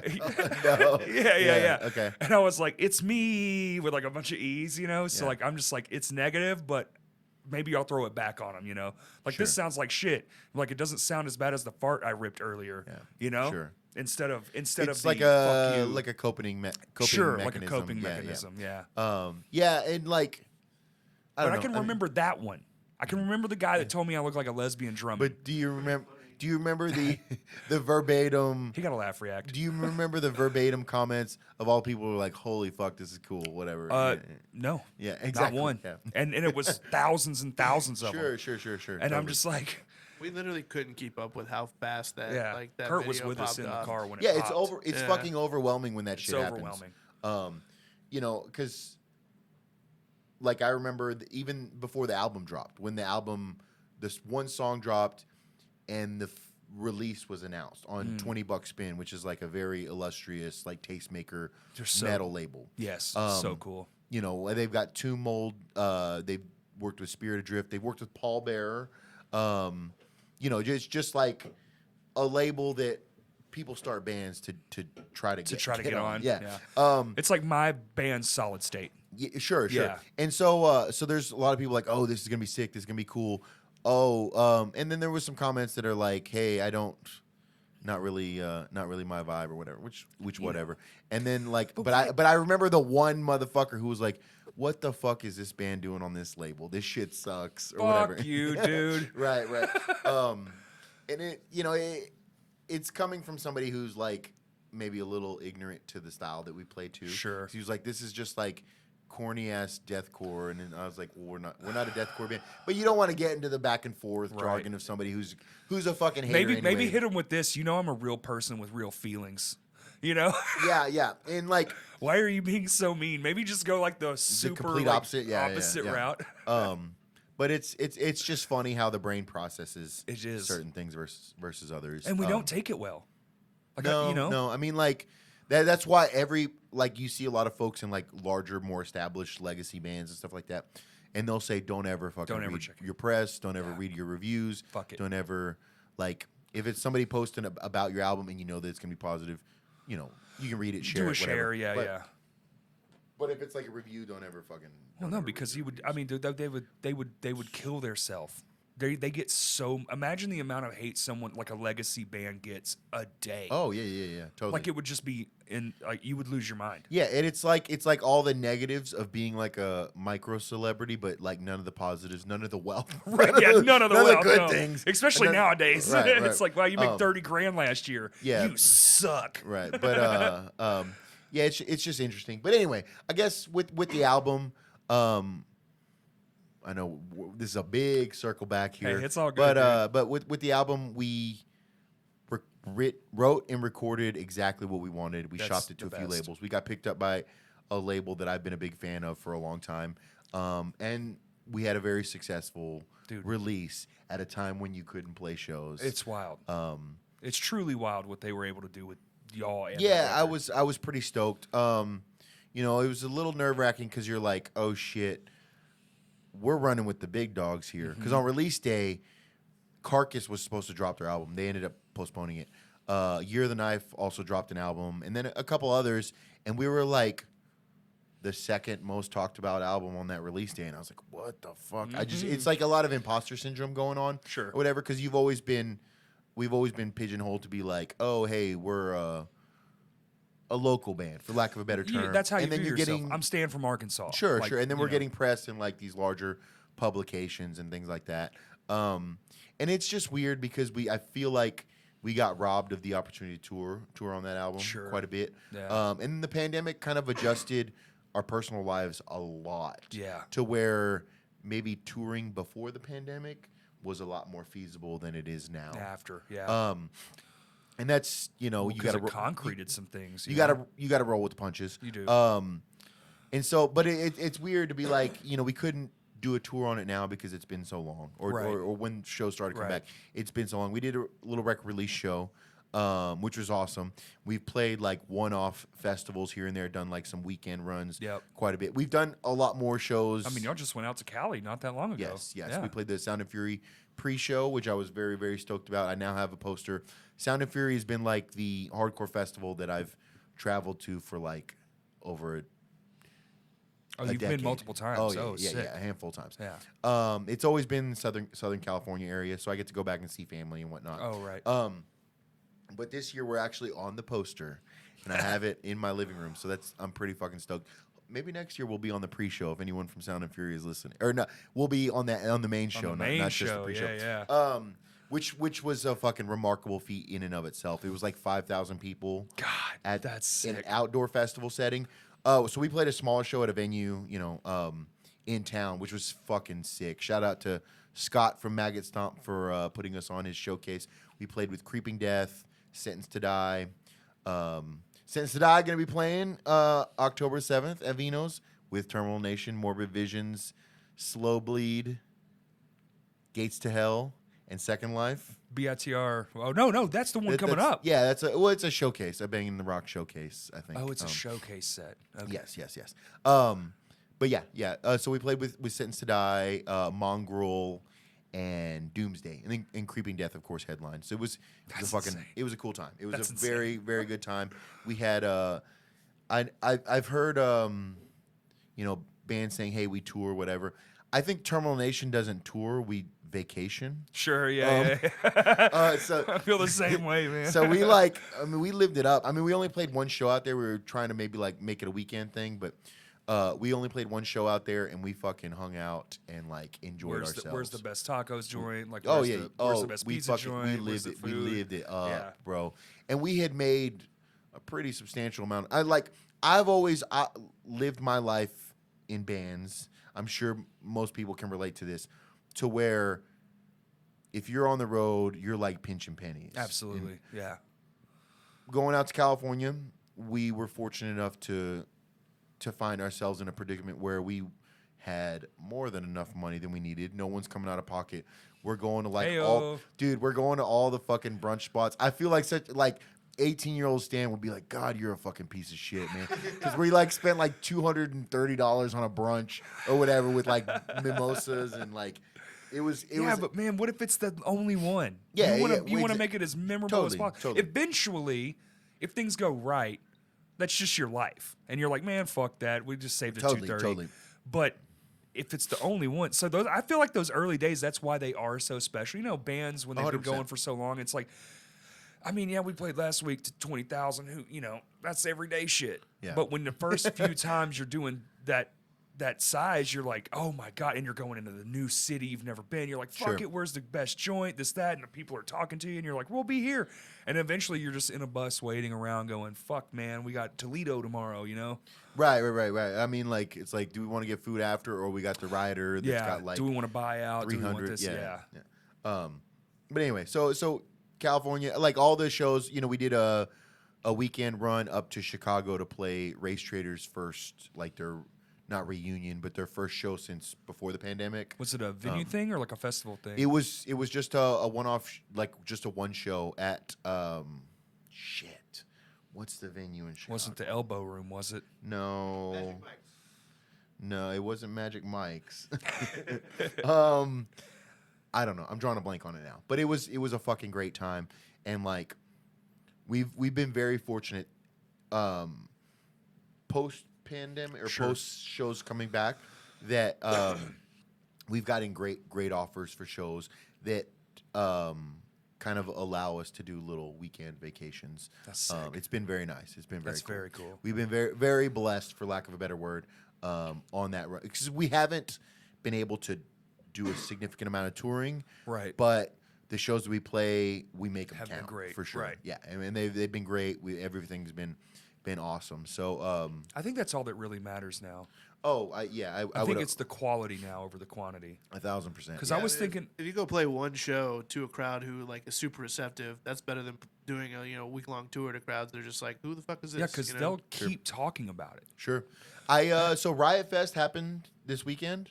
Right. And Is that the everyone was Chicago like, thing? I've seen so many Terminal Nation shirts at Riot Fest. And I'm Fuck like, yeah, what? That's dude. crazy. So we played Chicago with Race Trader. It was a sold out show. Sidebar, is that the Chicago? Sidebar. Okay. That's Fuck, it. I've had too many Modelos. Hey. But Sidebar, and it was, from what I understand, it was sold out. So like we were taking care of the folks in Race Trader. Put it on. They took care of us. Fucking That's so cool, shout out dude. to Race Traders. Did you get a Such dog? great band. Did you get a Chicago street dog? So I did not. Well, we were a little stressed. We came right before. Did you drive? Right at loading. Y'all drove. Yeah. It was like a weekend run. Were so y'all we had in a show Mark's next day. bus? Yes. So we rolled into Chicago, and we had this huge merch order, like a fucking $1,600 merch order that we put in that didn't get to us when we needed for the run, and we're like, fuck. Shit. So we were scrambling, and we got somebody locally to print us up like 60 shirts. What? In 24-hour notice. Come on. But he was like, yeah, I'm like right on the outside of Chicago or whatever. And I was like, fuck yeah. So we roll into town like with 20 minutes to spare before loading time. Dude, that's awesome. And we're like, so I'm gonna go pick up these shirts from the guy across town. He just said you'll just have to come pick them up. Cool. Well, I didn't realize driving across fucking Chicago at 5 o'clock was a 4 fucking hours. Yeah, it was an hour and a half, 2 hour and a half. trip. Okay. And it's unreal there. me and Mark jumped in the van. We're like, we gotta have this because we have like random leftover merch, and I feel like this is gonna be a big show. We need For a bunch of country kids, And, getting into those cities, driving around is nightmare fuel. up. It's fucked up because it was only like a 6-mile drive. Oh, I know. No, I've And, been there in a van and trailer doing deliveries. God damn. Like, fucked my brain up. Dude, you'll be at a fucking stoplight, and the second it turns green, if you ain't flooring it with everyone else, missed it. everyone's pissed off. Like, the whole line goes Oh, at yeah, once. yeah. It's not one then the other like it is here. Sure, It's sure, just sure. everyone just, and you're like, Oh yeah, I'm glad I wasn't driving. Mark was driving. Shout out to him. He can handle those. he's got a nice, traffic calm conditions. demeanor. Yeah. He does. Yes, he does. We've been through hell with him in terms of like fucking having a tire blow out or having like, whatever issues. He's been very patient. You're right. He rocks. But anyway, so we drove across town, got these shirts, drove back, and it was like, it just took so much out of me. I was like, fuck, driving across Chicago's fuck. So we really had no time to spare to like do whatever kind of Like enjoyment. hanging out that we wanted the to. pre-show We hangout. probably could have made it work if we had just adjusted better, or if we didn't have that curveball with the merch come up. But it is what it is. We fucking sold out of pretty much all our merch. That's so in sick. that run. And now people are wearing them at fucking Riot Fest. Yeah. That's really awesome. Cool. Yeah, that's really cool. How insane. Yeah. And that right there is enough because somebody walking by, because y'all have great merch. Thank you. So somebody walking by, I think everyone's new favorite is the Arkansas versus everybody shirt. Yeah. But everyone walking by going, what the fuck is that? And Sure. then the stop and the talk, this is this great band. You got to check them out. Yeah, blah, yeah. blah. And it's weird because I was like, well, we don't need to make those. We just need those at the local shows because nobody's going to fucking buy that in Nashville or fucking They might. Springfield. You'd be surprised. A lot of people have. Yeah. In Chicago, we sold some of those. It's No weird. shit. Yeah, it's fucking Well, weird. they just they're supportive and they're like, oh, they're from Arkansas? That's cool. I'll fuck with that. But if you think about it, hardcore has always been kind of a thing that's regionally based. You always see like the fucking area codes, Right. or whatever, Right. on 501 hardcore. right, on yeah. shirts and stuff. Sure. And so Interesting. it works out. Because it's Whatever. got the merch with the X and the area codes in the thing, and it says right. whatever. Yeah, yeah. So yeah. corny. It's so bad, but and they're all doing the same jacket. It's Yeah. so funny. it's I was surprised that we sold as many as we did. Not in Arkansas. That's pretty fucking cool. It's cool. It's cool. And it's camouflage too, so you'd think Yeah, we you'd have even sell camouflage even one. less, especially in a city. Yeah. So we those did well in Knoxville, Tennessee. Oh, Which okay. is In the mountains. Yeah. Yeah, it's a beautiful fucking city, man. cool. You ever been to Knoxville? My God, the bars there are phenomenal. Oh yeah. Great nightlife. We played a weekend run with Frozen Soul. That's awesome. That weekend, and it was cool. It was a good time. Yeah, so y'all have been doing some really fun Yeah. shit. We haven't done a huge amount of touring, but what we can do, it's been like making it really worthwhile. Big offers that we we can't turn down. When y'all did I don't know how vinyl works in a damn with a label, but when y'all come up with these, is this something y'all shop with both the bands, the split? Did y'all all come up with this shit together? So we came up with it on our own, and then I think the rumor got out, and some labels reached out to us and were like, "Hey, we want to put this out. We want to put this out, whatever." And I just hit up our label, and I was like, "Hey, I don't want to step on any toes or ruffle any feathers, so just keep them up to date on what we're doing. We're playing a split with Cruelty from Japan. If it's something you want to do, cool. Like that'd be sick. I know splits aren't really like your thing, right? But if you do want to do it, we'd love to have you a part of it." And he was like, "Hell yeah, I'll do it." And so sick. I was like, "Cool." So that made it easy for us. Cruelty is had been working on their LPs with another label, but I wanted to work with 20 Bucks Spin. Well, they've done so good so far. Yeah. Their track record with y'all is phenomenal. And he's always known for like his insane vinyl variant colors and stuff. I mean, even that one, right? Didn't that one have a few different variants? Oh yeah. So the second pressing, I think across the pressings, it was like 4 different like crazy color variants. There's one that's like a candy apple that's like a green. And a caramel red almost. Was there an orange one? I feel like mine is orange for some reason. Okay, so you have the rarest one, I think. Really? Is it in here? No, that's Kurt's. Okay. No, mine's at home in my collection. Sure. Yeah, like an orange, white, green, black splatter. Yeah, that one's the one I've got. Yeah. It's pretty sick. Hey. It's a work of art in itself. Dude, these new vinyls are.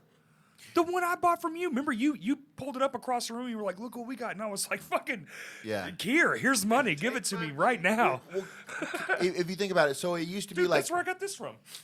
Oh hell yeah, my Moon Main T-shirt. Yeah. So if you think about it, so at the pressing plant, it used to be just put one color in the little tray, just the wax and then ball, you stomp smash it down, boom, whatever. Cut the edges You could do off. the black ones, or you'd be like a solid color. Yeah. But now it's like the intricacy of like a motherfucker gets like tweezers. Dude, like he lays like a foundational color, or the person lays like a foundational color, and then they get tweezers and place like little lines of others. And like it's art. Totally, yeah. And and you don't know what it's gonna look like until it's done. People listening, go watch how they make these new vinyls, because each fucking vinyl, this isn't something doing it. A human is hand placing, and you bought 5,000 of these. Go watch it, so next time you see that it's $35, you don't complain about it. Dude, that's a fair point. That's true. A human being is hand placing these little pellets of, what is it? Vinyl. Yeah. And then the machine comes down, heats it up. They cut off the excess with the splatters and the combo mixes. It's like they're also getting little now. Slivers and like laying it out, and then like, or they get like the mold of it, but then they combine the mold with 2 colors and put one in the middle, or one on one side and one on the other, and then that one's crazy. It's wild. It's art within itself, but you don't know what it looks like until it's done. You'll never know, and it's fucking handmade. Hey, with the Holocene Extinction album, we were gonna have one that was like a polluted water, like a clear with murky gray in it or whatever, and it ended up being fucked up. Yeah, that's like the candy apple one. That's the candy apple one. So, and you turn to the other side, you'll see that the red was the base color on this side, and the green was the base color on the other side. That's so sick. But God, that's awesome. But we had a color for this pressing that was rejected. Really? And it was going to be clear. It was like a polluted water, so clear base with like some other stuff. And then when it got to pressing, it was just like goo. It was just like gray. It was just looked terrible. Now, did y'all get to do the whole like, here's your master pressing? Is this quality good? Because they have to master them differently. For vinyls. Like check the test presses to make sure. Test presses. Yeah, so when they stamp it, the process is so intricate. Like the tiniest little micro piece of dust or hair will fuck a whole thing up or whatever, so cause crazy. a skip or whatever. Right. So they and this is probably smart on the pressing plant's side of things, but they'll send the band or the label or whoever test presses to be like, hey, listen to this. That way the responsibility is on you to determine that it's not, that the audio's not fucked up. Right. You gotta listen to the whole thing. And so, but the label handled all that, and he was like, the audio matches the files. We're good. That's sick. Yeah. So these new 180-gram thicker vinyls Oh, too. yeah, they yeah. lay flatter. They sound exponentially better. yeah, that's fantastic. Yeah. Like I pop on one of my dad's old vinyls, and you can literally. oh yeah, you it's know? floppy. Yeah. They actually make a one. Have you ever seen the Flexi-disc? It's like a square of plastic. Have you seen this thing? Yes, I have. It's wild. Yeah, it would be cool to do one of those early next year. It sure would be remarkable. Sure would be neat. Man, you know, it would be real cool. Wink. Yeah, it's the Flexi. So like, Flexis are cool, man. they were cool back. Well, I say back in the day. It was before 80s? my time. Yeah. It was the 80s. Where they would put them in magazines. Yes. Or whatever. They would be like a pull-out. So Decibel, it'd be like a 2-song thing. yeah. So Decibel magazine does that now. To this day, they have a Flexi series. Okay. And where they include like a band that they're featured in the magazine, and it's like, here's a Flexi for them. Have you ever looked into them, like the process, and like, dude, they're affordable as fuck. They're considerably cheaper if you're doing like a single or 2 songs. Or That's something. what I'm saying. Like, if you wanted to be like, hey, can we put some of these at the anywhere? Yo, the bookstore, the you fucking can wherever. do some fucking interest. You can do some cool marketing, stuff. dude. Yeah. So Flexi for people out there wondering. Yeah. So Flexi. Pirate Press, I think, has pretty affordable Pirate ones. Press, yeah. But you can get a Flexi instead of just like the 7-inch by 7-inch square. The square that you lay on like a mat. Yeah. Instead of doing that, you can get one that's like a 5x3 postcard. Yes, I've seen those. And you can put a stamp on it in the corner where it's not in the grooves. Yep. And mail it to people. So that there's this band from Oakland, I think, this death metal band Necrot, and they did a really cool marketing campaign. So their album came out around the same time ours did. So they had to kind of think outside the box to do different stuff they couldn't tour at the time. And what they did was everybody who bought a record, while it's in pressing, they got like a single on a postcard. And it's got like the album artwork on it, both sides, and you just put a stamp in the corner. You know, I don't know, 79 cents per stamp. Yeah. And This website says 500 foil stamp flexi discs for $12.29. There you go. So it's like $2.40. $2 a fucking piece. That's cheap as shit. That's gone up too. I mean, it was considerably cheaper. It was, but still, no, that's good. $2. Okay, so $2 investment, and you're mailing it out to your whole list. I mean, dude, it's 2022. You can sell Flexi for $8 to $10. And if that person is so inclined, or you can give it out. I'm saying, even if you gave it out, if that person is inclined to ship that to someone, like they're like, my friend in fucking Calgary would love this. Sure. Let me ship it to him because that's cool. Because no one gets fucking mail anymore. I don't even check my mailbox. Shit'll be stuffed out the front, and I'm like, fuck that, you know. And then they get this playable fucking record in the mail, and it's just a song. But dude, if you can put all your stuff on there, or hell, a QR code. Sure. You scan the shit, takes you right to Spotify, Apple Music, whoever. Oh yeah, you know, that's a good idea. It's brilliant, and I love that. I mean, what a cool thing that's from the past that no one even really knows about. You don't hear anyone talking about Flexi-discs anymore. No, for the most part, no. They're kind of under the radar. Like I said, Decibel magazine, I think New Noise magazine does a Flexi series with their. You get it like through a subscription or sure. So it's a little bit more than just like the magazine by itself, right? But they put it like in the middle of the spine, like so. There it is. You're flipping through the magazine, and there's the, you know. That's a Napalm so Death song or something. But you can go to your record player and just be like, boom, Yeah, single. yeah. That's so sick. Cool. It's cool. Very cool. It's very cool. I kind of I love the old shit. Yeah, It's it so rocks. neat. The sound is better. So the Flexi has maybe a little bit. It's wonkier. They say you need a yeah. heavier. They make like a solid mat for the Flexi-disc. I think I've heard or read. Okay. Where it's like it makes it lay flat, sure, and it's so because they're so susceptible to like just bumps and shit. Yeah. Cool. You don't want like the wavy old. Yeah, I got to be honest. I have a lot of Flexis, probably like 20 of them. I don't know that I've ever put one on a turntable. I've heard it's not the most convenient thing. You need something separate from like the normal listening device. Sure. Because I have one of those. Was it Crosley? Crossley. Sure. You know, the record player. Yeah, so like yeah, the record even sticks out past the box. It's just a cheap. It's got the speakers built in. It's just something to listen to. It gets the job done. Sure. It does. Yeah. And on most of the records, honestly, I buy all my friends' records and stuff, and I'll listen to them probably when I get them.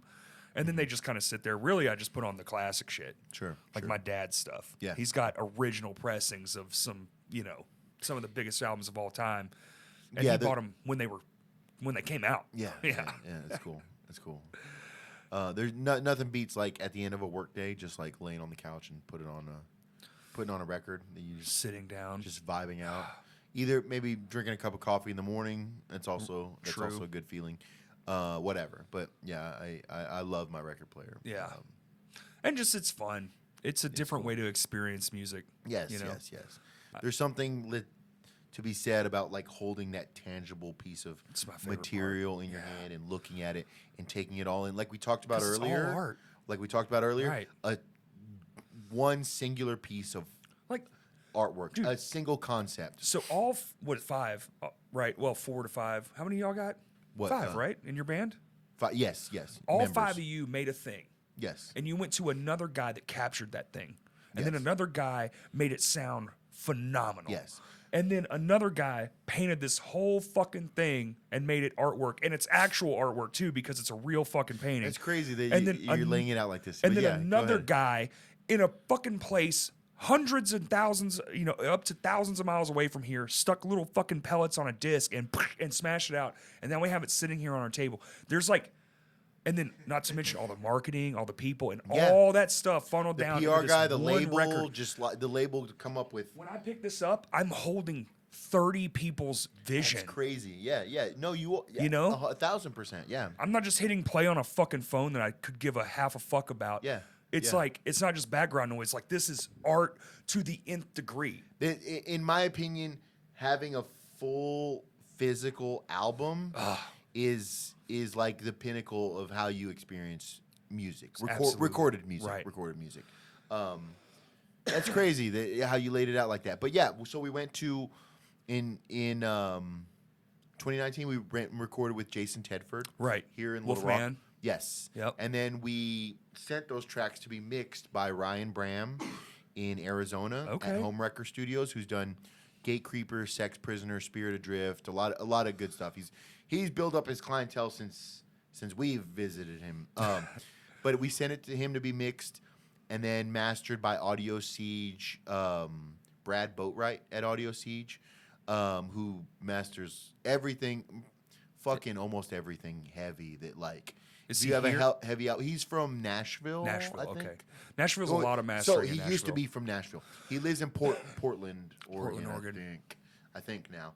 But he mastered it. So there's already, 3 irons in the fire, and then 5 the band. 5 bandmates, yeah. Yeah, and then we went to Adam Burke to paint the album artwork. Yep. Dave at $20 Spin. He came up with the color concepts for the vinyl, what looks best. He came up with the brunt of the marketing campaign. Then we had Dave at Ear Split Compound to do the PR stuff. PR stuff, yep. Wow. That's 12 right there. And then that's not even including the people that assembled the album behind them. Yeah, like the piece together, the vinyl. Right. And then dude from the band Exhumed, I'm drawing a blank on his name, but he came up with the layout of the album.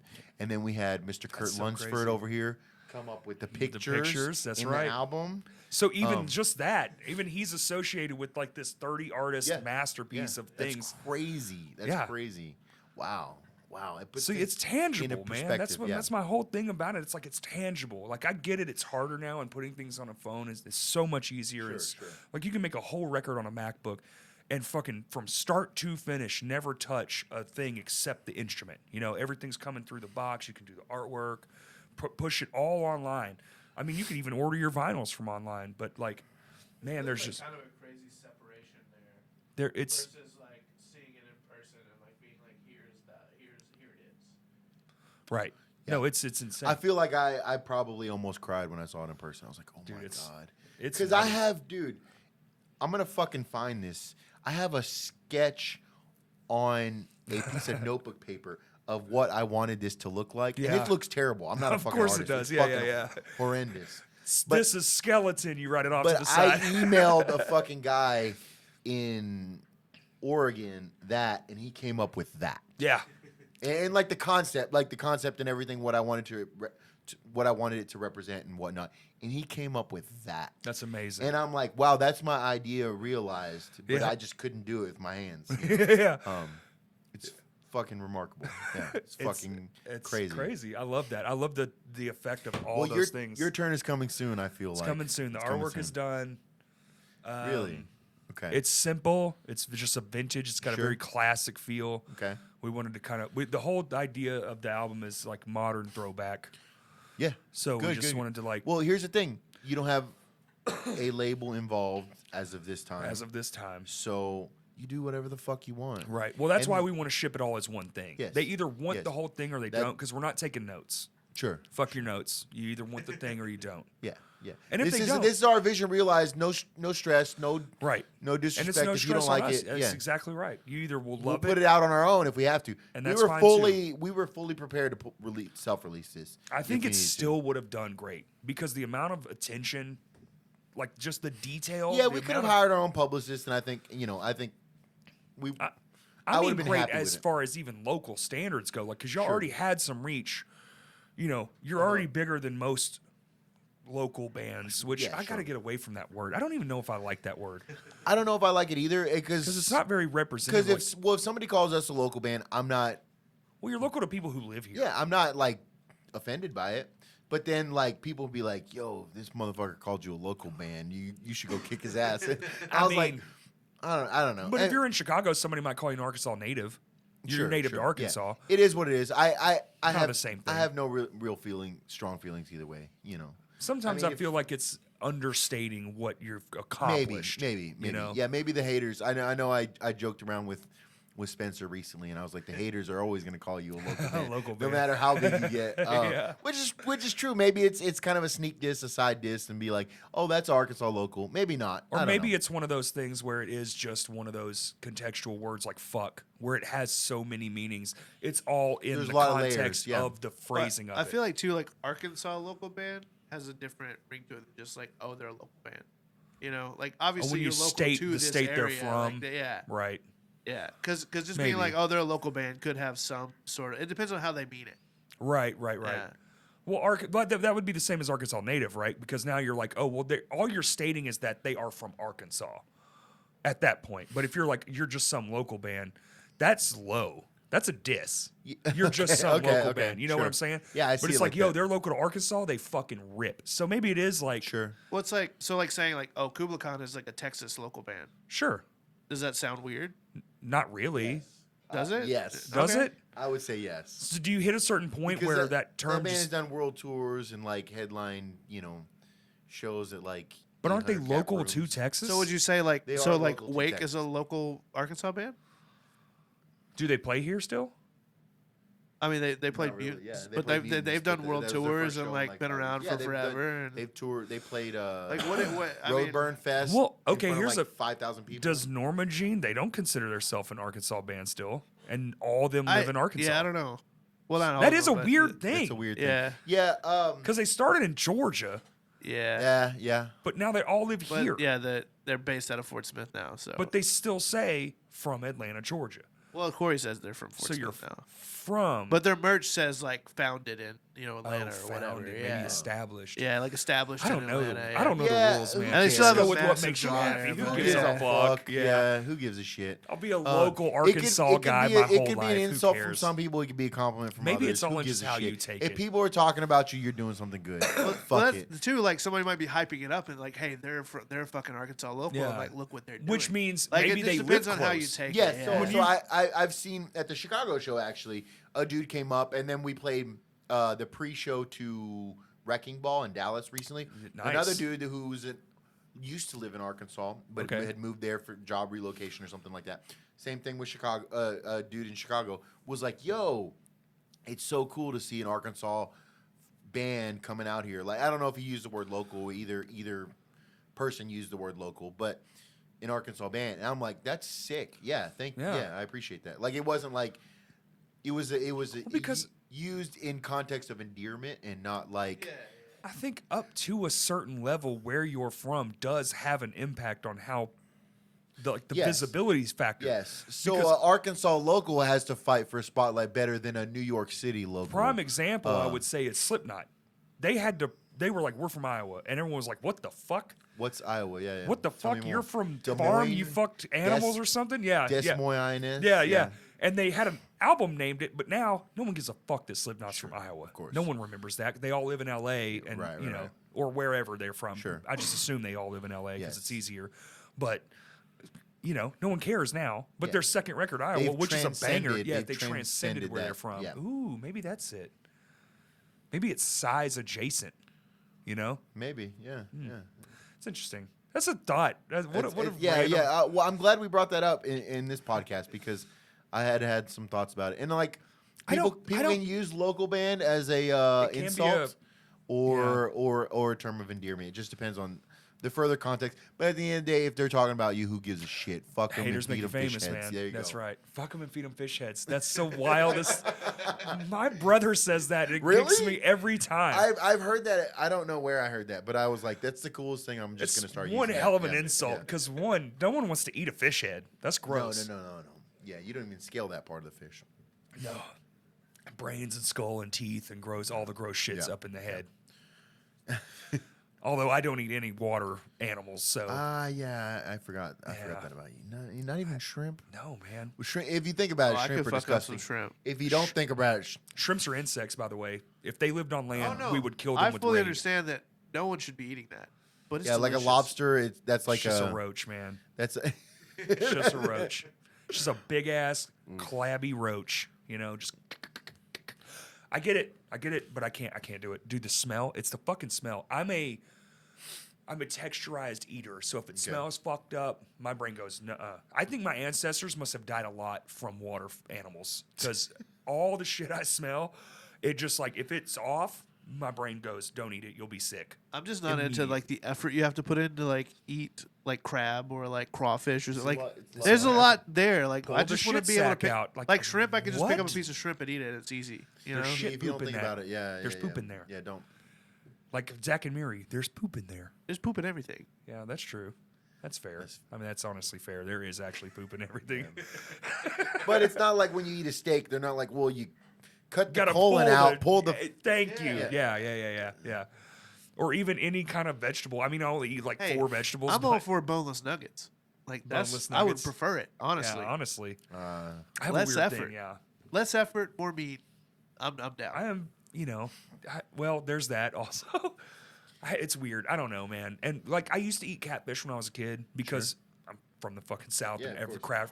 catfish boils. Plus, you don't get to say, you're 5, shut up, eat catfish. right, you right, know? right. Oh, you're not hungry for catfish? You got a fucking job. I didn't know Well, now you get to catfish starve. and chicken Yeah. was Whatever you want. different for the longest time when I was a kid. Like I thought it was the same thing. Right. Because we Well, would 'cause just it's go fried. and they would be like, "Here it is," and like Yeah. I didn't know. It looked Yeah. just like the chicken did. I you know? got tricked into eating beaver once because of that. Whoa. They just said, here's the burgers. That sounds. And it looked much like a burger. But guess what? It wasn't. Cow. it was a beaver. Beaver Beaver burger. burger. Yo, that's fucked up. Yo, I That was eating doesn't- it and I was like, I think this meat was old. And then somebody goes, and I was like almost done. And somebody's like, that's beaver. And I was like, I'm going to beat everyone's ass in this place. I'm so Oh my fucking God. mad right now. You just made me eat a whole ass beaver burger. And I don't know how to take it. Was And I your was your initial reaction? Damn. No, my initial reaction was, it's fine. It's fine. But something is off. It just yeah. Oh yeah. Like, because, they seasoned it. It probably had some Cavenders or some shit on there, Like, it tasted. I've had like squirrel before, but it was like in a soup. No, type see, shit. I'm good, man. This is like Southeast Arkansas shit. Oh yeah. like- Well, I've been in Arkansas at this Yeah. point most of my Most life. of your life, yeah. But the most like unique meat I've had is probably like deer, like venison. Yeah, venison's great. Dude, if it's Yeah, done yeah, right, sure. holy shit. Oh, yeah, so it's good. fantastic. Deer chili is amazing. strip. But I've not Such eaten. I've not yeah. eaten squirrel or like. I haven't I've not either. eaten a beaver. I can say confidently. I don't think either of us had those experiences voluntarily. Which is That's just oddly what a was water served. animal. That's true. Yeah. Damn. Dude, it was. My brain was very much. It's fine. Epoxy. No, yeah, it's epoxy, you're baby. good. Hell yeah. Do whatever you want. My brain is very like, I don't know, man. Just the complexity in my head is so insane. Yeah. I used to like scoff at people who be like, I can't eat texture stuff. Like Dude, I will texture. legitimately throw up. I get it in terms of, so I love oysters, but I get it in terms of oyster. I get why you would like not want to eat that in oyster. Yeah, like jelly does it to me. Like any kind of gelatin. Sure. I don't know what it is. It's not something I'm wanting to do. It's not the flavor. It's not the flavor. It's like, it's just that thing. Whenever it hits my mouth, my body goes, get it the fuck out of here. And it has an involuntary reaction of, you know. It's like some people throw up when they hear people heave. It's like that, but with food, you know? Yeah. I, smells are bad too, me, yeah. You like know, tuna? No. It's for me, it's gotta be a little more, Like foul, right? Yeah. Like bad. Like bad.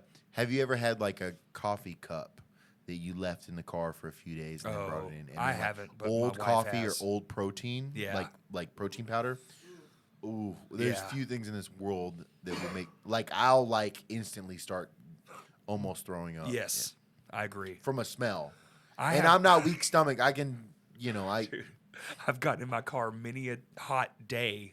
Wife will leave a coffee in the thing, you know, the cup holder, and just full cup and all out the window. It's gone. like now. a washable cup. Like like I could have saved it. like one that you paid $5 for at it's Walmart dead in or the woods Target now. or something. Yeah. I'm not gonna get it. I'm not gonna $10 clean maybe, it. yeah. No, it's gone. No. Those tumbler cups. Hamburger Helper and a fucking. What's the cost threshold of you not just chunking it out the window? Probably pretty high, to be honest. I'd almost be ashamed to say the number because I am so fucking poor. But Yeti cup, fill with coffee, adios, whatever. I probably would, man. Honestly, These are like $40. I probably honestly, if it I don't looked, know if I would go that far, but if I took a look down and I saw the thing happening in it, it's not in my mind that this is a Yeti cup. The only thing in my mind at that moment is fucking no. it's like a grenade. Yeah. It's going out the window. Yeah, because it gets congealy. You know what it looks like when they put the God. foam and the stuff in there? I'm not a coffee person, but whew. So It's I the don't know dairy. if anyone listening has kids, but when my kids were younger, they would drink their fucking formula milk out of bottles. Yeah. And those bottles are round, so naturally they roll under couches. Under things. Yeah. And then when you rearrange your furniture, you find like 4 bottles under the couch, and you're like, and you get it, and like the milk is just like a solid block of congealed slime. God. Not even slime. It's like Jello. Yeah. Oh my God, no. God, dude.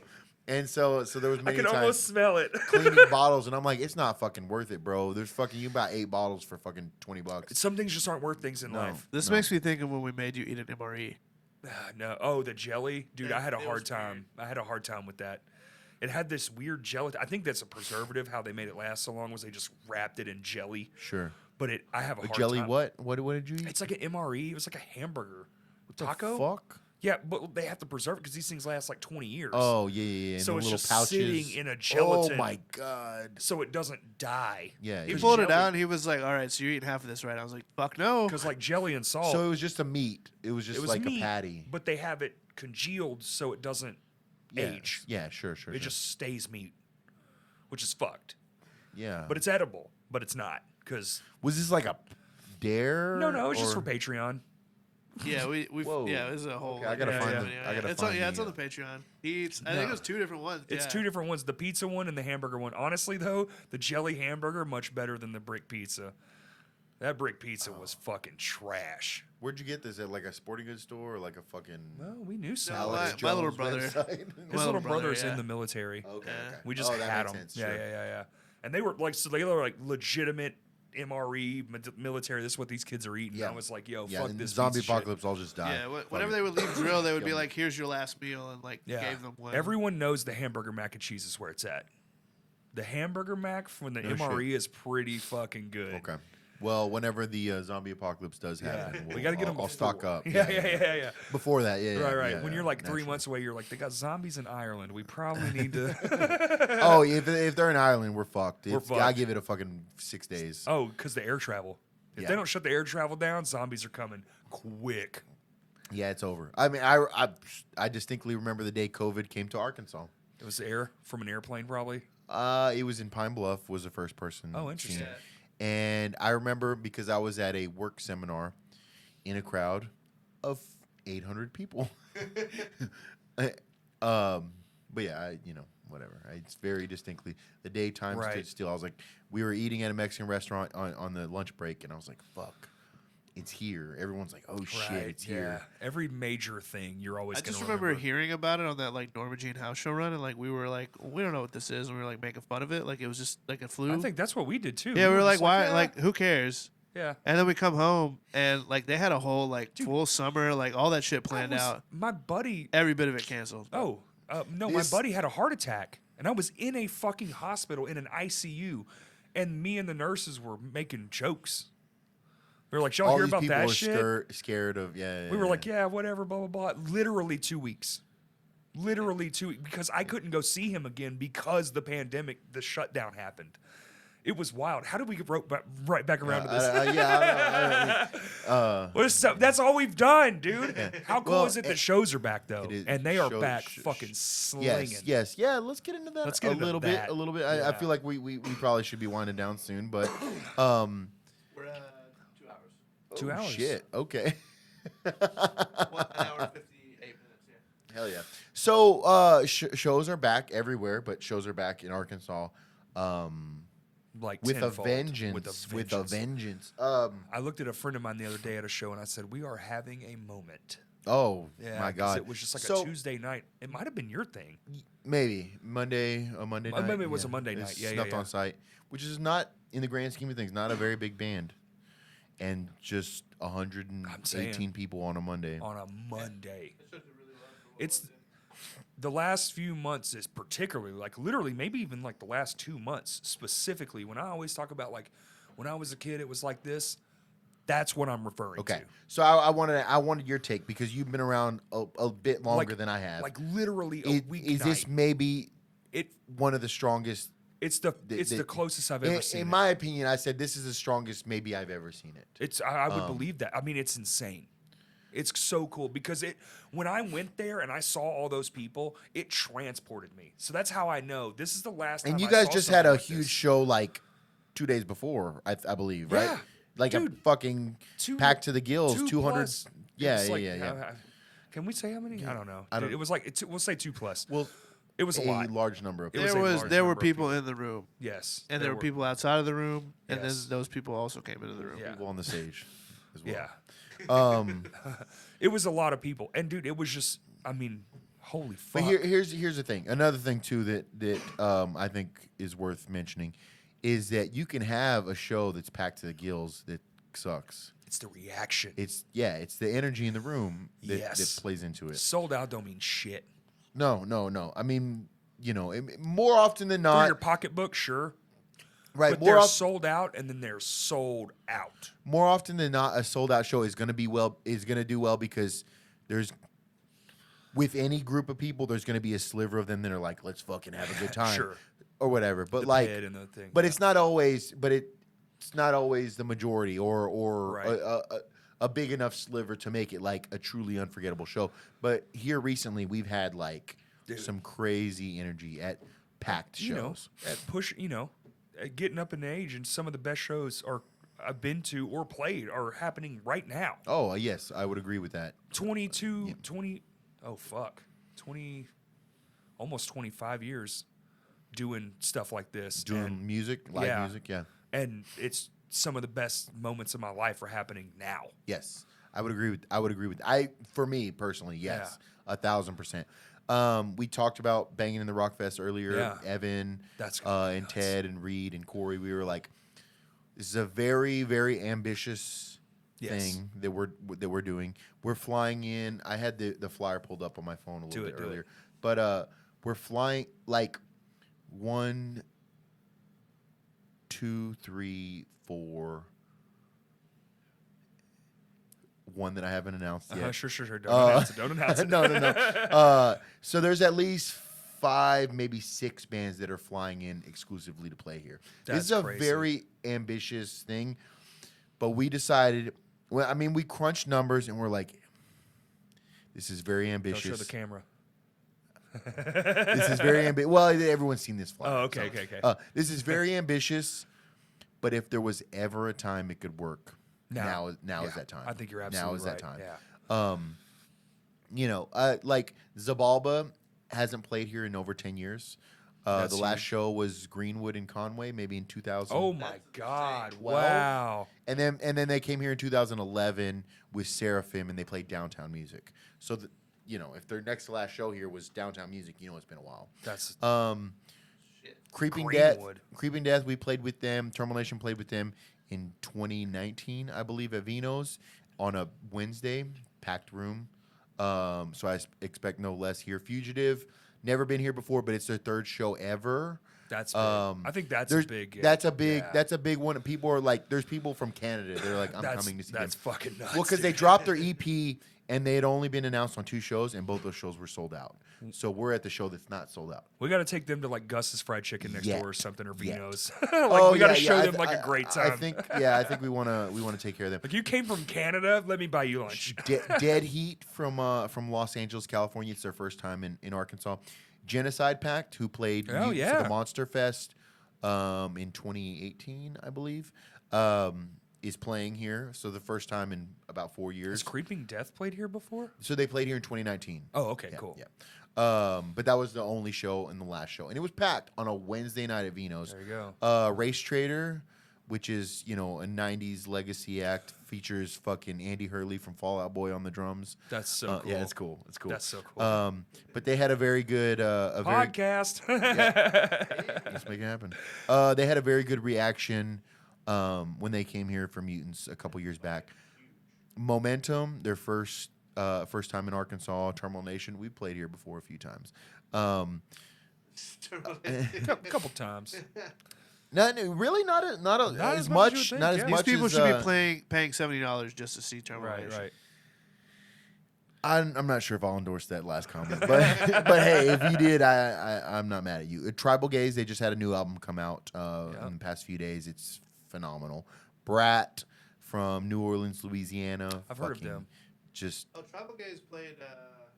They played the benefit show. Yeah, the Tanner Milton. Yeah, with Kublai Khan. Oh, yeah. Or no, Not Kublai Khan, with Go for Gold. Go for Gold and. With Trying to think of what the other Memorial heavy show. band on that that was show like was. their second or third show. They were literally in high school. They fucking killed They were it. Yeah. incredible.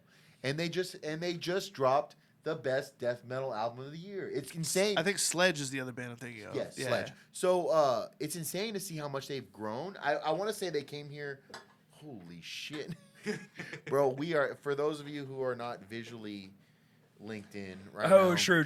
Which is half our viewership. We're putting away some fucking beers, or I am. We're putting. I'm up there with you. I'm Mine on are number the floor. 5. Yeah, me too.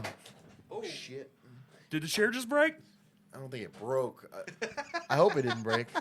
Kurt, your chair is fucking trash. The back reclined on me a little bit. I love it. Oh, I think you hit one of these with you. Oh, I hit it with my heel. Do you want me Okay, to lean back? Okay.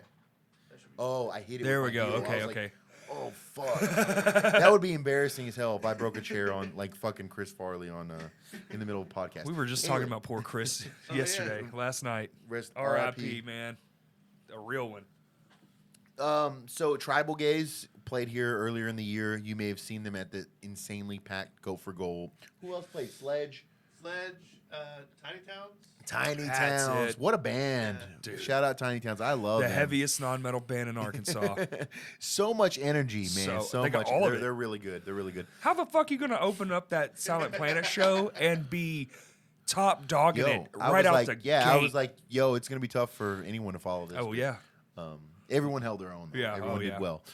Anyway, It was a wild night. So Tribal Gaze played that, and they were like, for lack of a better term, a Lubbock, Texas local band. I think they're from Lubbock, Texas. Okay. They were a local band. Now they're fucking talked about in every metal magazine That's on the fucking- planet. They're on the Tastemaker Maggot Stomp. It's crazy how fast label. it can happen. Oh, in less than a year. Yeah. I want to say they came and played that, but had to leave right away because they had school on Monday or some shit. High school. That's nuts, Yeah. dude. And now they're on a fucking full U.S. tour with Creeping Death and 200 Stab Wounds. Wow. Crazy how things 200 changed Stab Wounds too in 9 months. In 9 months. I think that was in January, Kurt. Wasn't January 29th. wasn't one of the last things they did here 200 Stab Wounds, and then they went more forward as well? They have some very big news to announce soon. I'm not at liberty to Yeah, discuss no, their no, news, no. but they're like. Well, that was crazy that those bands played fucking Will's house, and then they come back 200 through and they're Stab Wounds, playing the hall. That was this they year played the too, hall, right? Yeah. All that happened this year. Dude, Arkansas is on fire. I think it was like end of 2021, right? But still, within the last year. Oh, that was July of 2021. Yeah. Okay, That so was we're a their little over a relationship year first ago. from that. Okay. Yes, Okay, yes. okay. But it's crazy though. Just a little over a year, and then like 200 Stab Wounds is about to be the fucking biggest band of death metal, and they're about to That's go so public sick. with that information. And we're all having a moment too. I wonder if it's like this other places. I wondered that because I don't get to go too many places for shows anymore. I don't know. It probably is. I mean, the shows that we played out of town have been incredible, but I don't know if they were. They might have been that Right. before the If it- pandemic. maybe it's maybe not. I don't right. know. But hey, It's a lot of stir craziness. yeah, whatever it is, you know, it like I said, the Bangin' in the Rock Fest was at least a year in the making. But if you look at it from a different lens, 10 years in the making, Sure, maybe, because I sure. wanted to do a fest, and I'm like, why can't we have the same fest here that they have in Los Angeles, Right. or Austin, Texas, or New York City, or whatever? And the answer is clear: it's because we don't have the population, the size, yeah. whatever. But like, I Well, don't know. We can make But people do travel, but also they don't travel. You know, it's a whole thing because if you think like, oh, there's 3 million people that live here, it's like, yeah, okay.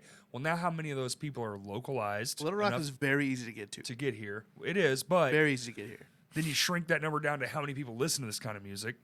sure. So now you're pulling from A very niche audience, you know, especially around here, it's like it's just now becoming. It's like, dude, hardcore's having its fucking time in the sun too, simultaneous to Arkansas having its time in the sun. With bands like Turnstile and Knock Yes. Loose and stuff. Like, I mean, that's about as mainstream as in the history of hardcore. Like, there's certain bands that have kind of transcended into mainstream, like your Biohazards, your Sick of Yes. It Alls, Yes, you know, Hatebreed, even. True. But like, very big actually. but like, Yeah. but I feel like Knock Loose and Turnstile, especially those two, are kind of the purveyors of like. I feel like maybe I'm wrong, but I feel like they'll be better talked about later. I Oh. feel like they have a more lasting value. Oh, than- totally. than I like mean, a Hatebreed. they're. I don't think those bands are getting any smaller either. No. So yeah, they're gonna be. I think they'll have and you know, Hatebreed's legacy is insane, but True. these bands have a pretty limitless ceiling. I think. I think it's more. I think it's more. I don't know if it's a value necessarily than just like a connection base to the people. Yep. Because man, So let me shout out this band from Cersei that played at Vino's a couple weeks back. I'd never heard of them prior to. They're like a hardcore band, but I believe they were all in high school, and they all go to Cersei High School. Okay. Zashed. oh, did that happen already? So they played. So they're playing next month again. Okay. But Fuck. they played at Vino's I kind of wanted to go to that. with Mammoth Caravan, and then a touring band that I'm drawing a blank on. Negative Aggression, maybe a punk band. But Zash played, and I was like, "Yo, this is fucking sick!" Like, Okay. they were like very well established, and I feel like I talked to somebody, maybe it was somebody in the band or whatever, and they're like, "Yeah, we've only played like 4 shows. One of those being like." The school talent show. But they were like, yo, they were fucking sick. That's They were awesome. really good, and they had like the stage presence, like the mosh calls that you would expect a band to have after like a year of coming out of that like shell of being on Sure, stage or whatever. sure. But they had just like very intense energy, and I was really, really, really, really impressed with them. and it's Zach, but like with an S. What is it? Zashed. Zashed. Yeah, I don't know if that's a Interesting. term or what. Where Can you look him up, Kurt? See how to spell that. I want people to I look at believe him. it's Zashed. Oh, okay. So no Zashed. C. The C's an S. Zash. Yes, I believe Like a so. sash. But, Yes, but with a Z. Zashed. Zashed. Okay, you got it. Yeah. Yeah. So Favorite metal band. Okay, so and I feel like they have recordings that do not do them justice. Fair. But yeah, I feel like that band has a lot of potential. So they're just starting to book out of state shows. But they played in Little Rock.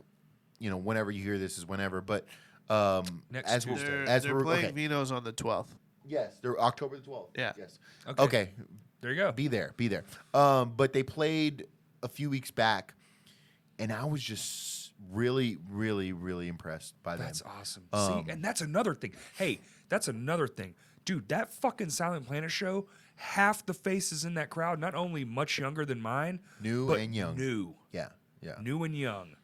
And that's something I haven't seen since you guys came around. Sure. You know what I'm saying? Like Totally. that new young face crowd. Yo, if you haven't came to a show, come out to a show. Who gives a shit if there's people who have been here longer than you? You don't have to know about the bands from before. Who gives a shit? You don't have to know the songs. Who cares? We're all here to have a good time. Yeah. I just gotta have $10. Yeah, or 70 for banging in the rock weekend. But no, that's cool. It feels like there's a changing in the guard where maybe there was a little bit of like gatekeeping. This will be my third one to like live through. Yeah, where there's a change, like I don't, and maybe intentional or unintentional, but like people were intimidated to come because hey, I hadn't been around here or whatever. But who gives a fuck? Fuck all that. Come out to a show if it's your first time and your favorite band is Godsmack, or if it's your 150th There's still something show. out there. Yeah. Like dude, my favorite. This shit is way better than anything you're gonna hear on Dude, the that's Edge. what turned me. I was one of those kids in 9th grade wearing Jinko jeans, listening to Korn records nonstop, and I still listen to Korn records Korn's nonstop. good. Korn holds up for the most part. They have some cringy shit, but when they lost Ed, but now that they're back, dude, even their new shit, it's like, yo, this slaps 90s Not style. bad. Yeah, it's great. But you know, yes, come out like it doesn't matter. There's no bullshit anymore. And I feel like now is even better than then because used to it was very clicky and fucking. You know. Now we have hardcore shows and it's just fucking metalheads. Dude, Tiny Town's just open for Silent Planet. Yeah, like exactly. You know, exactly.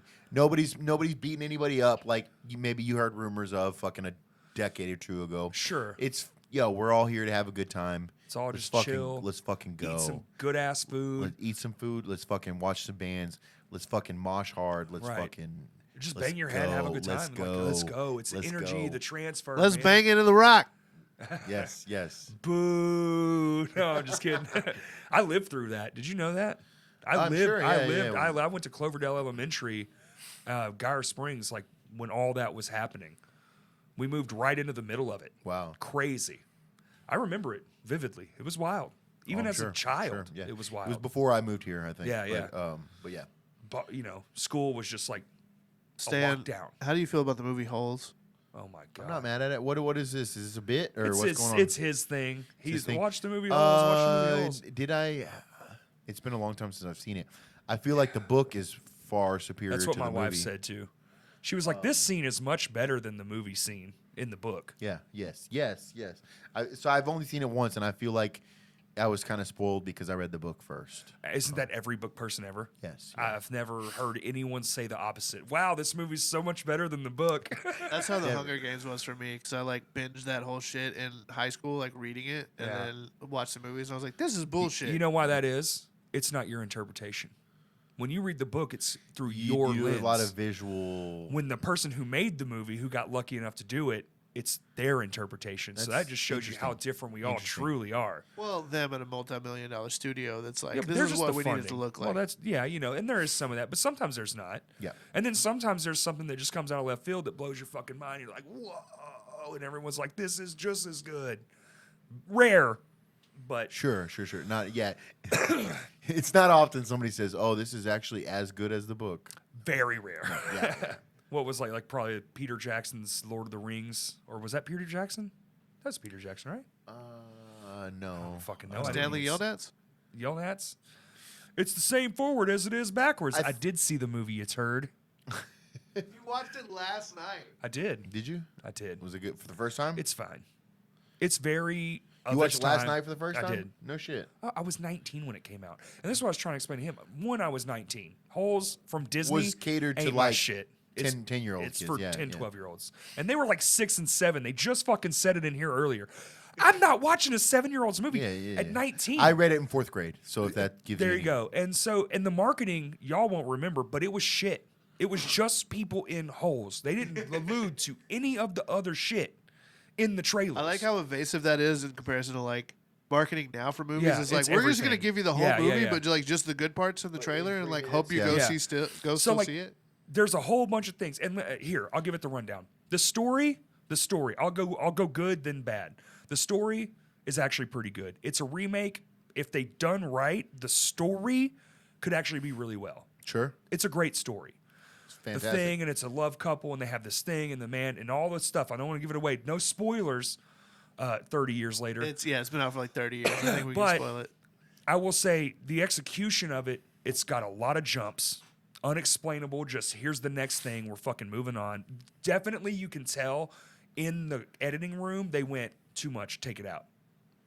There's just Okay. these scenes that just go from boom to boom. This is the most The- dissected I've ever seen. The transitions are talk about the movie 100% of whole. ass. They needed Okay. to stop using slow mo and just let the fucking thing play. It's ass. Well, they were using like slow mo back then, but like Stop. the It stuff was wasn't shot in digital. slow mo. Listen. Yeah, it was like digitally slowed down. Yeah, And it was as I'm watching it on my giant fucking TV because it's modern times and it's flat and it's all 4K that was and back I'm watching before the this movie cameras go. could actually do slow motion, dude. So they just had to slow the frames. They down slowed and the it looks frames bad. down. It looks horrendous. I think the cast is brilliant, dude. I mean, that cast today would sell fucking tickets. Totally. But the story jumps all over. You can tell in the editing room it got fucking butchered. The transitions are straight ass. Quit. Stop. No one wants to see the bleed over dream sequence like done. Back then it worked. Now it doesn't hold up. The other But thing. that's the thing. You got to think of it in the sense listen, of back then. No. The one because plenty of movies hold up even from like the 70s. Can I piss? Yeah, absolutely you can piss. I'm talking to this fucking. You're talking holes, so Yeah. I'll step away. Yeah. You step away. I'm giving my analysis. It's right there to the right. So, I will say, I give it its props. One, the cast is stacked. I The think story it's is actually unfair of like in today's standards be like, well, it's shit today. It came out well, today, but it is. You know? Things hold up. I can watch fucking Scarface, and that movie fucking holds up, and it was made in 1970, whatever the fuck. Never seen Scarface. It's amazing. You could watch it now and be like, holy fuck. One, okay, two, there's CGI lizards. yeah, They look fucking shit. yeah. And they make no sense. They use a They're real not- snake though. They're not part of the thing. How they use a real snake, but they couldn't find like real lizards. Here's to my use? other question about that. They don't give you any fucking reason for the lizards other than they need them as a scapegoat at the end of the story. Period. They show up 2 times. Do all animals need to be like Yes. justified, Corey? If it's that big of a plot point for the whole entire they wrap just up exist sequence, and they're in the desert. No, It's- that's not how things work. And then the fact that the onion field and the boat the man was murdered on are less than a mile from the holes. They left a lot of things out of the like, oh, this would actually was be, a big pond, when okay? he shows up, they set up. It's too fucking far for any human to get anywhere, so that's why you're here. No one runs off. I got my yes, Mr. Sir. I did watch the fucking movie. Man is going the fuck off on holes. So my biggest issue with the movie is that clearly Disney went, I think they made a better movie. I want to see that one. I saw a lot of in-room You, edits. you think they made a better movie and then cut it Yes, down? I really do. Okay. I really do think So we there's a need the, better So we movie. need the extended The cut. Yes. Snyder cut. The I think Snyder the cut Snyder of holes. holes. Meme it. I think, because you can tell, like when you've seen enough movies and you're like in the thing, you can see these cuts that you're like, there was more shit here. They I'm let never it gonna go. watch this movie again. No, don't. Oh, It's not worth. It's fine. It's fine. Like if your kids wanted to watch it, you'd be like, fuck it, whatever. I'll sit through this. It's fine enough. And I watched it. I watched it honestly in earnest. Like I didn't do nothing. I sat there. I paid attention to this. The acting is great. The cast is great. The story is beautiful. I love the story. Honestly, remake that shit, but remake it the version it was supposed to be. Like I guess there's a book. yeah. Make that. Stan, you're a Marvel fan, right? I a mean, Marvel I'm not mad at Marvel. I'm not like a hardcore fan. But I used to be. Well, I'm he just kinda watched dying. the new Thor last night. I was going to ask him how it was. Should we just cut at the end there and we're just into movies now? I mean, it's. I see what Taika was doing. He's going through the stages of grief. Okay. And this one is because you notice when, no spoilers, at the end, he doesn't actually cry this time. And he's seen all this heartache, but he doesn't actually cry this time. I think his master plan was this arc of grief and how we accept things. But unfortunately, the movie's okay. It's beautiful as shit. Like, dude, I mean, come on, dude. The cinematography is out of this world. Very funny film. It's funny, though. But it's funny. And it's a great romantic comedy. And it's all this sad shit. And you're like, this isn't supposed to be funny, I don't think. Because I've lived through some of these things, and this is kind of fucked. Sure. But again, I deal with grief through comedy, as some people do. Oh, yeah. So I actually almost in a weird way attached myself. I was like, fuck, man, this is kind of me. Like, I don't actually, like, my grandmother died, and I was just like, like, that sucks. But inside, that's how you process. That's how I process things. Dustin died, and I'm at liberty to say this now, but I found out in my driveway from Justin because we were having practice that day. Goddamn. And Justin was literally at the house. He was already gone. He was there. Didn't even know it, right? And, like, we're in the driveway, and I'm crying. Like, it's this whole intense moment. And I just look at Justin, and he's looking at me, and I go, so I guess he's not coming to practice then, right? You know? Yeah. And then, dude, I wiped my eyes, and I was done. And he's just like, you're a fucking dick. But it's my brain, it's just how it is, man. even when my dad died, I made a joke about it. Well, comedy helps you with grief. Or yeah. for some people. Some people. It definitely helps me with the grief. Like, it makes me... I guess it takes the severity of it and brings it down to a level my brain's chill with. Sure. It makes light of a situation that probably shouldn't be made light of, but it helps you cope with it. So. And I would never do that in front of someone. If that was his mom Read or the room. something, Right, or my dad's sister. I'm not cracking jokes to my dad's sister who is clearly grieving. Like, I'm grieving, but you understand the company. Yeah. I would never be a complete shit about it, or try not to be. Sometimes you misspeak, and then, but also, like, from your perspective, would he be okay with that joke? Oh, absolutely, probably, dude, totally, my dad would be like, that's fucking crazy. Yeah, exactly. I started singing a song. Oh yeah. I mean, but I kind of gotta say that's probably where I got it from. Yeah, Me and him made, we've lived around a lot of, bad moments. We lived together forever. I don't know if most people know that. I feel like I had do. Yeah, me and my dad lived together for 27 years. Wow. Yeah. And it wasn't like, it was just like, this works. Homies, yeah. Whatever. Oh, yeah, homies. That's, especially at probably 15 to 16, we really started just connecting. And it was just like, this is fucking chill. Like, I already had a job. I give him some money. So it wasn't like living with your parents. It was like living with a roommate, but your roommate is your dad. My dad, yeah. Sure. At a certain point. Now, he was a parent, and he would still give me advice or tell me, hey, man, like, you're old enough, you can do what you want, but that's pretty fucked up. And I'm like, okay, yeah, you're right. Yeah. I mean, and I've done some wild shit. I had a wild early life. Sure. As Many of I us guess did, most youth, who have a hard-on for just wild shit and don't care about authority. I did some wild shit. I actually had one. Kurt says we can't put it on there. I committed a few felonies that I never got. Oh, yeah. What's the statute of limitation? If you want to talk about felonies, I feel like there's a thing, right? Like, they can't. The statute. I mean, I feel like the statute of limitation. I thought it was always like it's statute. Like 7. Yeah, 7 years is 7 for anything that's not murder. So if we want to confess, I got a lot of shit I can confess. See, that's to what on this. So on we this might. podcast. No, we're not confessing to any crimes on this one, Corey. Okay. So all right. He almost did that on the last one. Hold it back. Pump the brakes. I think we'll go here and then maybe we not can end me, it. but a guy I know. I want to start a segment on Patreon and call it Story Time.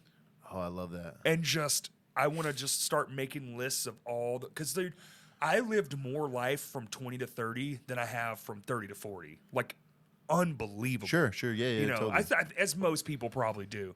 I was wild, man. I had a hard on for life, and I just wanted to just give it my all. Like, if you'd have asked me in high school what I was going to be, it was going to be rock star.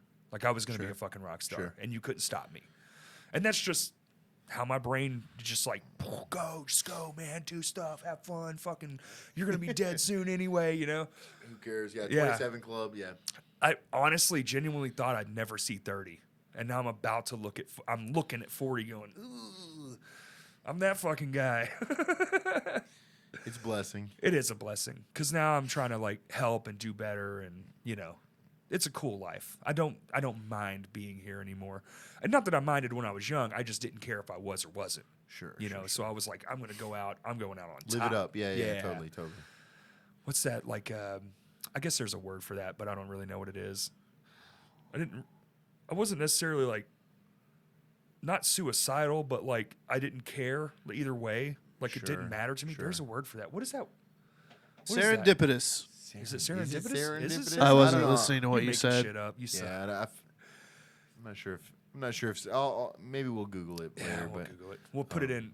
Kurt, like, make it the title. Of the Well, we're already at 3 hours and 45 minutes. What? It's 2 hours and 26 minutes. Okay. You want to call it? Yeah, let's do it. All right. You got anything you want to promote? I got a lot to plug. So as we talked about earlier, Terminal Nation released an album. Since sick. I've last been on here. Yep. Holocene Extinction. It came out 2 years ago. There's the record right there. On $20 spin. If you dig hardcore adjacent death metal, you'll dig it. We also dropped an album, split LP, The Ruination of Imperialism, with the band Cruelty from Tokyo, Japan. I think those are the best songs that we've ever recorded. They're phenomenal. I was very happy with how they came out. If you dig hardcore adjacent death metal, or just hardcore, or just death metal, Which I do want to chime in, which is insane coming off of that record. Thank you. That's wild. And we do have an LP that will be coming out. Well, I don't know. We do have an LP that we will be recording soon. So we're not done. We're not done for anyone who's listening. We got a lot of juice left in the tank. What about shows? We got shows. October. We got shows. We do have shows. October the 7th, Vino's Brew Pub. Yep. We have a Bangin' in the Rock Second showcase. Y'all playing with Second Life? We are playing with Second Life. So it's aptly titled Friday Night Fight Metal. That's it. It was a joke in a group chat, but we were like, fuck it, let's go with it. So it's Terminal Nation, Second Life, and Morbid Visions, 3 bands that I believe exemplify a lot of what's going on in the hardcore death metal scene. 3 of maybe the most solid bands in the state of Arkansas in that I'll give you wheelhouse. That. Yeah, in that sure. wheelhouse, for sure. That's an unreal show, just that. Yes. Is there more than that? So there's touring bands, Slow Bleed from Los Angeles, California. We have Sentence to Die from Minneapolis, Minnesota on Maggot Stomp Records, the tastemaker death metal label right now for underground heads. Keep an eye on what Maggot Stomp is doing. They're doing a lot of cool things. And then Gates to Hell from Louisville, Kentucky? Nice. That is where hell be. I love Louisville. So that's a fucking unbelievable show. That's insane. And it's $15. But if you have your Bangin' in the Rock ticket, you can get in for 10. Just saying. What? So buy your Bangin' in the Rock ticket. What is Bangin' in the Rock, you ask? Bangin' in the Rock is a fest that we've dropped about 6 times on this. So Stan, you're telling me I can get 80 bands for only... Right. I think somebody came out with the numbers, and it's like $3.25 a band. Stan, what's up? Real quick, sidebar. That's a promo video. A Billy Mays style. Oh my goodness, but wait, there's more. And it's just the next flyer. Ding. Holy fuck. We have to fucking...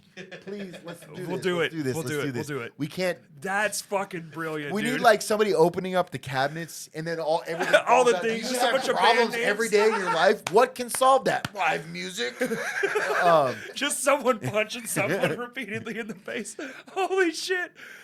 Do you hate your job? And it's like a dude like slamming his Slamming laptop the shut. laptop down. And so Bangin' in the Rock Fest is, I think this is the last thing I got to plug.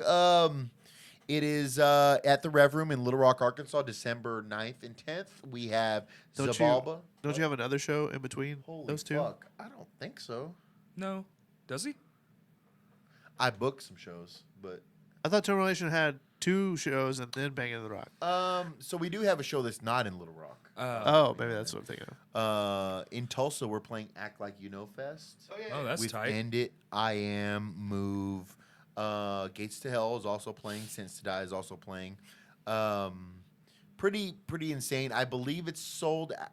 It's sold out. Shit. So, That's so never fucking mind. cool, I don't dude. know. Yeah. I guess go to the Hanging event in the page Rock and Fest. see if anyone's selling Yeah. the tickets. But well, if you already have a ticket, I'll see you in Tulsa December 18th, 19th, I think. bitrfest.com. Bitterfest, Bitterfest, however you want to do it. Bitterfest.com. Buy your tickets. It's $70 for the month of September. They will be going up in price because we have to make this shit make sense. That might we be gotta, over by the time this airs. Okay. This is next Tuesday. Is that still September? Yeah, we're still in September. So you only have basically like 3-4 days. Yeah, From yeah, the time this airs. So get them. Yeah. So buy your fucking ticket. Goddamn, this is like this is a gamble. This is what people call a gamble in this city. Well, it's a gamble, and we're all together, and I feel like we're the most together we've ever been. So like everyone this should work. just buy the fucking thing. Here's the thing that I think you need to stress too. It's like even if you're not super into this style of like hardcore or metal or whatever, if this works, more something things like this is will work. incredible for the Yes. scene as a whole. Yes. Like sure, all you give about is pop punk. That's fine, but all genres doing well is good for everybody else. I agree. Yeah. A rising tide raises all ships. There you Is that go. the correct Yep. analogy there? So yeah, please buy your tickets to this. It's a very ambitious project. A lot of blood, sweat, and tears, and nervousness and anxiety went into making this a reality. We had no business going this hard on this fucking show, and we still have another announcement to make. Low key, Later. Yeah. after October. So don't be the chump that fucking hears the announcement and has to buy the ticket for $10 more That's than what right. it is this month, because we're not announcing until next month when the ticket price goes Just up. buy the damn Just tickets. buy the fucking ticket, and then Dude, you it's can get into like a handful of Other shows that shows. either I or Evan had booked for like $5-10 That's cheaper. right. So it pays for itself. Also, you get a poster. Those posters look 18 sick, by 24. yeah. They look really Yeah, good. yeah. We have to update those posters because low key Because you're adding we have someone. to. Yeah. we- it's what? fine. Who said that? Because they're adding jungle juice. No, we're not adding Jones. That's not happening. But I don't know. You heard it here first, folks. If we sell 400 weekend passes, maybe we'll. I don't know. 400 weekend passes and we get a jungle juice Yeah. set. Okay. Let the record show. It is in writing. Could you imagine if that's what did Evan's it? gonna listen to this and be like, "God damn it, Damn Stan." it. I'm saying, goddamn it. I should. Let's cut that part out. No. I think we did something really cool. I think we did something that kind of appeases a lot of people. It's amazing. Checks a lot of boxes. I want it to be successful. I feel like there's no way that it can't be, but I also, knock on wood, we got to make this a big deal. Yeah, I agree. It's only as Kurt said, it's only going to help snowball. That's right. Everything else, even in stuff that's adjacent to what we're behind doing. the scenes, people don't know that these managers of these bands, they manage other bands. Totally. And they all talk. My God in heaven, the only reason we confirmed a few of these bands is because I've built a fucking relationship in the last few months with them. They're like, hey, Little Rock just so happens to be the best date we had on this tour. And so this band is down to play the That fest. just happened to us Yeah. too, man. Like that shit. Exactly. I'm sure the goes- Silent Planet shit was like It open. was- I'm sure people will see in the future that it's that show kind of opened up doors. Oh, I'm man. sure we're gonna see it. Well, yeah, because they're all traveling with someone who is not maybe necessarily the most important person, but they know the most important person. Totally. When they ask, I don't hey, think how'd people it go? understand how tight the Yeah. whole live music community is. When it's Like, behind the scenes shit, especially like when they go and the guy that's there doing the work and he goes, "How was the tour?" And he goes, "Man, it was decent, but dude, I gotta tell you, Little Rock was out of this world." And he goes, "Oh," and that puts a little thing, and then some person, ding, hey, can we get so and so, such and such? He's like, "Well, I remember that conversation." Ta-da! Totally. It snowballs for sure because you want to know what wrecked this fucking place? That. Yes. Bands coming here and having a bad time. Yes. For years and years. Totally.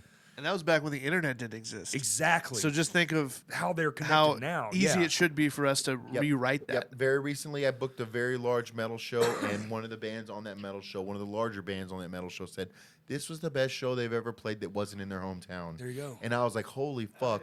And he was like, I'm going to relate this back to our agency. And then guess what? That agency threw me and Evan some pretty crazy offers since then, just having the tour manager relay that information on. So At this point, agency books pretty much everybody listening at least one of your top 10 current right. favorite bands. I think at this point, the only thing riding against us is, in fact, the population. It's the size. Yeah. It's just the pool to pull from. But- Like some bands just can't play here. Yep. Because you'll But never here's hit the thing. numbers. Smaller scale bands, Oh, they've noticed that their tours, like when I say I've talked to people in other cities, and I'm like, the tour with X, Y, and Z band Sure. came through Little Rock, and we did 170 people, and they say, wow, that came through Louisville, Chicago, insert city, Right, bigger, right, much bigger right. city here, and they're like, we only got like 40 people there or Yeah. whatever, and it's like, because maybe they have more stuff, maybe they're spoiled, Absolutely. maybe they're complacent, whatever the case may be, but the show here just had more people, more energy, Yeah. more of a good time. So let's keep that energy shit up. works, man. $70, Banging the Rock ticket for this month, I'm the buying month of mine. September. Buy it. I will. Buy Hey it. Corey, Buy don't you it. have some shows coming up? Oh shit! Let's plug it. Let's Yeah, go. we got the Fayetteville takes over Arkansas. It's a Northwest Arkansas Yes. takeover. Oh yes. So we're gonna start doing these. We have a lot of ideas for these takeover things. Yep. Like just like these areas. We thought about doing like a 4-quarter thing, but I was like, I don't know anybody in Southeast Arkansas. So but we can find them.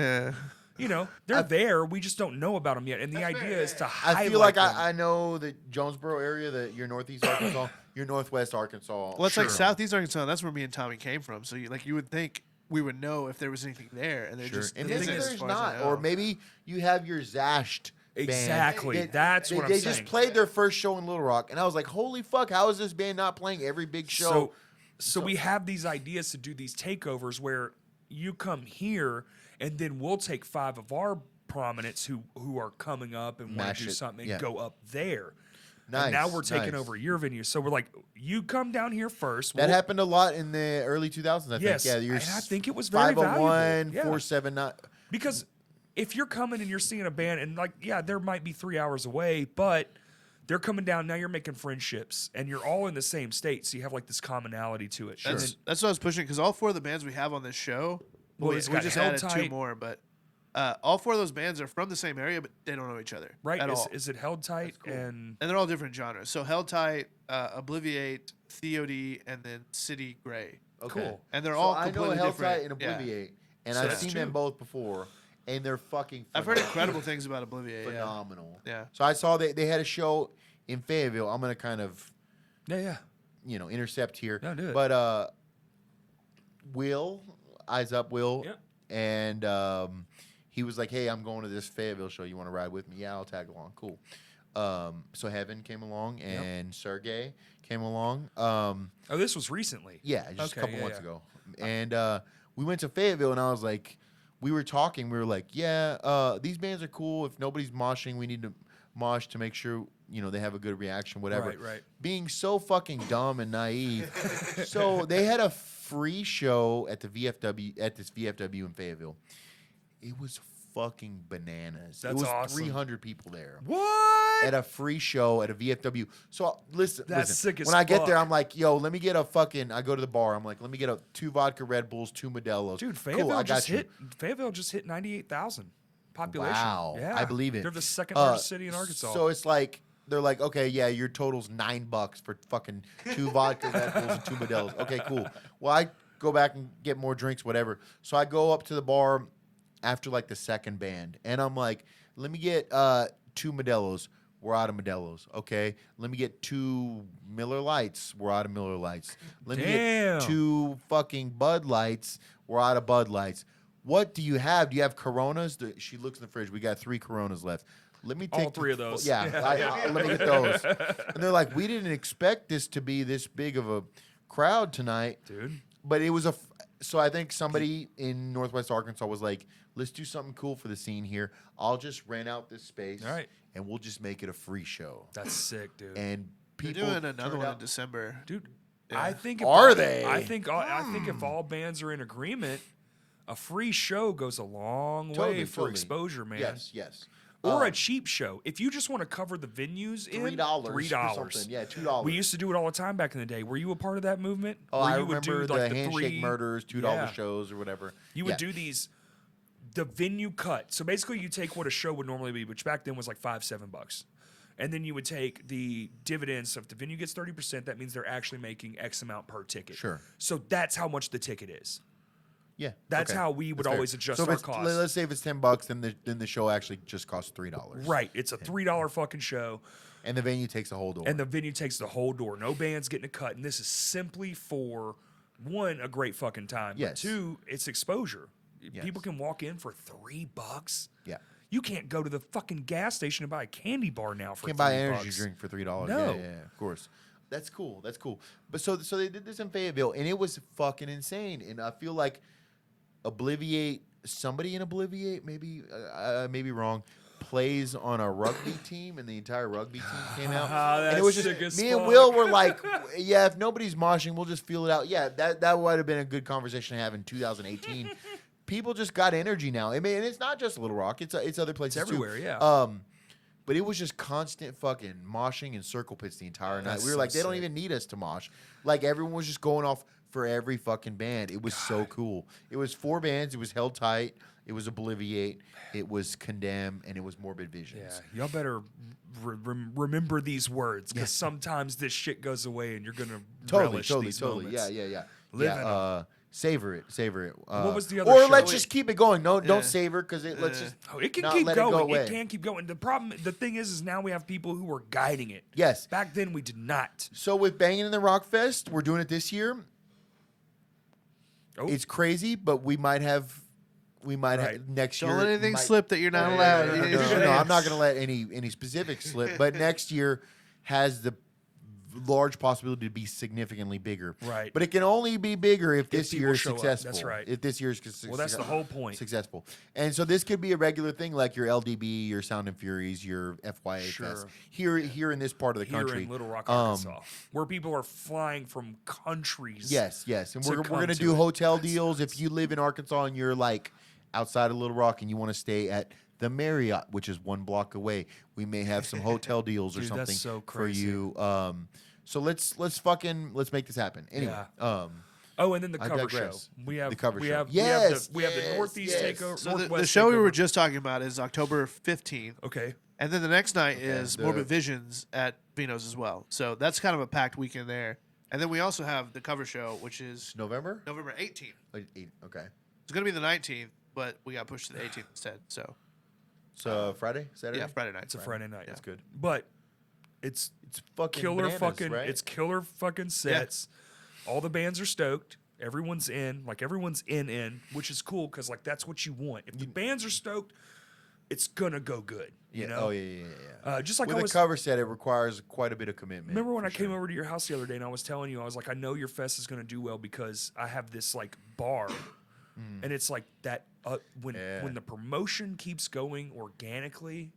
A few days It's later, gonna be or- great, yeah, man. yeah. Like, and that happened with the cover show announcement too. I've been seeing so many people hyped about it. And it's just like, God damn, like Yeah, this is yeah, the totally, shit I totally. fucking live for, Totally, man. totally. Like, fuck, bring it, boom, boom. So let's throw out the details of the cover show. I mean, it looks we got fucking sick. Smoke Signals doing Kill Switch Engage. Okay. We got Turnstile performed by Tiny Towns, which is gonna be Okay. fucking. They're not doing the band I wanted them to do, which I'm kind of upset was it? about, What but was that's it? fine. You can say here. It was Who cares? Rage. Oh, that would have been sick. those are the two Ooh, options. They would have that been are going their to- killed it. energy. They would have been killed. But I But feel like Turnstiles, Turnstile with the age of the dudes in the band yes, and with I the feel it's equal. so I was pleasantly surprised because I was like, this is kind of the outlier band of the group, you know. And they're doing like this. but people are stoked Dude, for they're it gonna because be- Turnstile's having a moment. I Yeah. mean, you can make the argument they're the I think biggest it was underground probably band the in better the world call, right and now. like they're definitely gonna have more fun. But like them doing a Rage set would just been be cool. like fuck. But that's more from my era. Sure. It would have been great either way. I think, yeah. And then y'all are gonna see me absolutely fangirl when Any Given Room gets up and does Paramore. Yeah. You're gonna watch Hey, me. that's how Stan was during Fall Out Boy. I saw you. Oh yeah. You're gonna watch me lose my shit. That's my band That's where I'm cool, like, man. yo, if they play the right song, I'm Dude, rushing that stage. So we got the Sirius satellite radio in my wife's car, and Paramore came on, and I was like, people don't write songs like this anymore on the radio. And Paramore This don't is miss, good. dude. This is Paramore don't good. miss. They're about to come out with a new fucking song. They're dropping a new song. I'm sure it's gonna be incredible. I can't wait. Like, and they're one of those bands. It's like they get zero thought, but like even the changes they make. Like they did that whole '80s pop disco style record, and it's fucking phenomenal. And it's the same band that gave us all that other shit, and you're just like, ugh. And then last but not least. Oh, sorry. Cardinal Rule doing A Day to Remember. Oh yeah. Okay. Cool. It's also Cardinal Rule's first show ever. Isn't that wild? What? Yeah.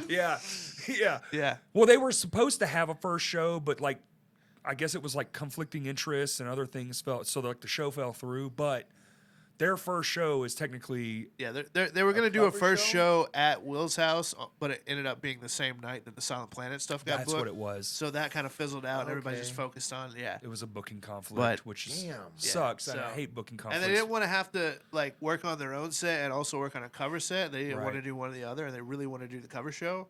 So this is their like first show. No shit. Yeah. And That's then crazy for a first I think show. I'd like, dude, and the promotion's cool. Like every band made their own custom flyer for it, I so saw like they that. share yeah, their yeah. own So there's version. Four There's flyers. and they're fucking. Yeah, they're all incredible. They're yeah. all insane. I looked at all of them. I was like, "What the fuck?" So I was because I didn't even know. So the bands made those themselves? yeah, Yeah. It wasn't Yeah. like one person making those. no, Holy Yeah. fuck! 'Cause So- that's what I thought. Yeah. Was one person made 4 flyers? no. They all came up with their own version of what they thought it would No, be. I told him I was like, take make this information, make yourself your, the headliner. Yeah, your headliner, like, Yeah. flyer, Sure. and then we just went from there. That's cool. That's Dude, really cool. that might be something for other shows. I thought it was very I like that energy is sick. Well, do you remember we did that kind of for Rebuild the Stage? I had one, and you were like, "Yo, no offense, this shit's kind of whack. I'm gonna holler I don't at know my if that's friend." verbatim, That's not but- verbatim. No. But that's how I heard it. I was like, "It is whack, Stan. I know. I'm not good at this." And you were like, "My buddy in Oklahoma said he'll make one for us." And like the next day, dropped that just dope at with you doing the high kick and the fucking. Yeah, and I was like, "Oh, you don't need to put me on the Dude, Like, it I was wasn't sick. It became a T-shirt, man. It did. That did. They happen, sold yeah. 50 of those in one night. No shit. Yeah, Oh, they sold all 50 of them shits. That's cool. I got one. That's cool. I paid cost though. Not gonna lie, I got a little back end deal. But all right, but that's it, man. So like the 2 Crash Cast shows and those 2, I mean, just that to round out the year. That's all this year. Oh, There's yeah. another that? one that we're involved with too, but that was not. It's the end of September, and we are already. That's already what's going on. And that's not even counting. that's not even a other fraction of it. crazy That's shows right. like Evan. I think has booked that Angel Dust show. Yeah. Right. Which Angel Dust coming to Little Rock is fucking wild. There's about to be another backyard barbecue fest. another backyard show. yeah. We got Malvik from Atlanta playing with Pantheon and See, that's nuts. That's like the October 6th or something. yeah, October that's 6th? That's a crazy Okay. week for sure. Drug Church is coming in Oh, like a shit. week.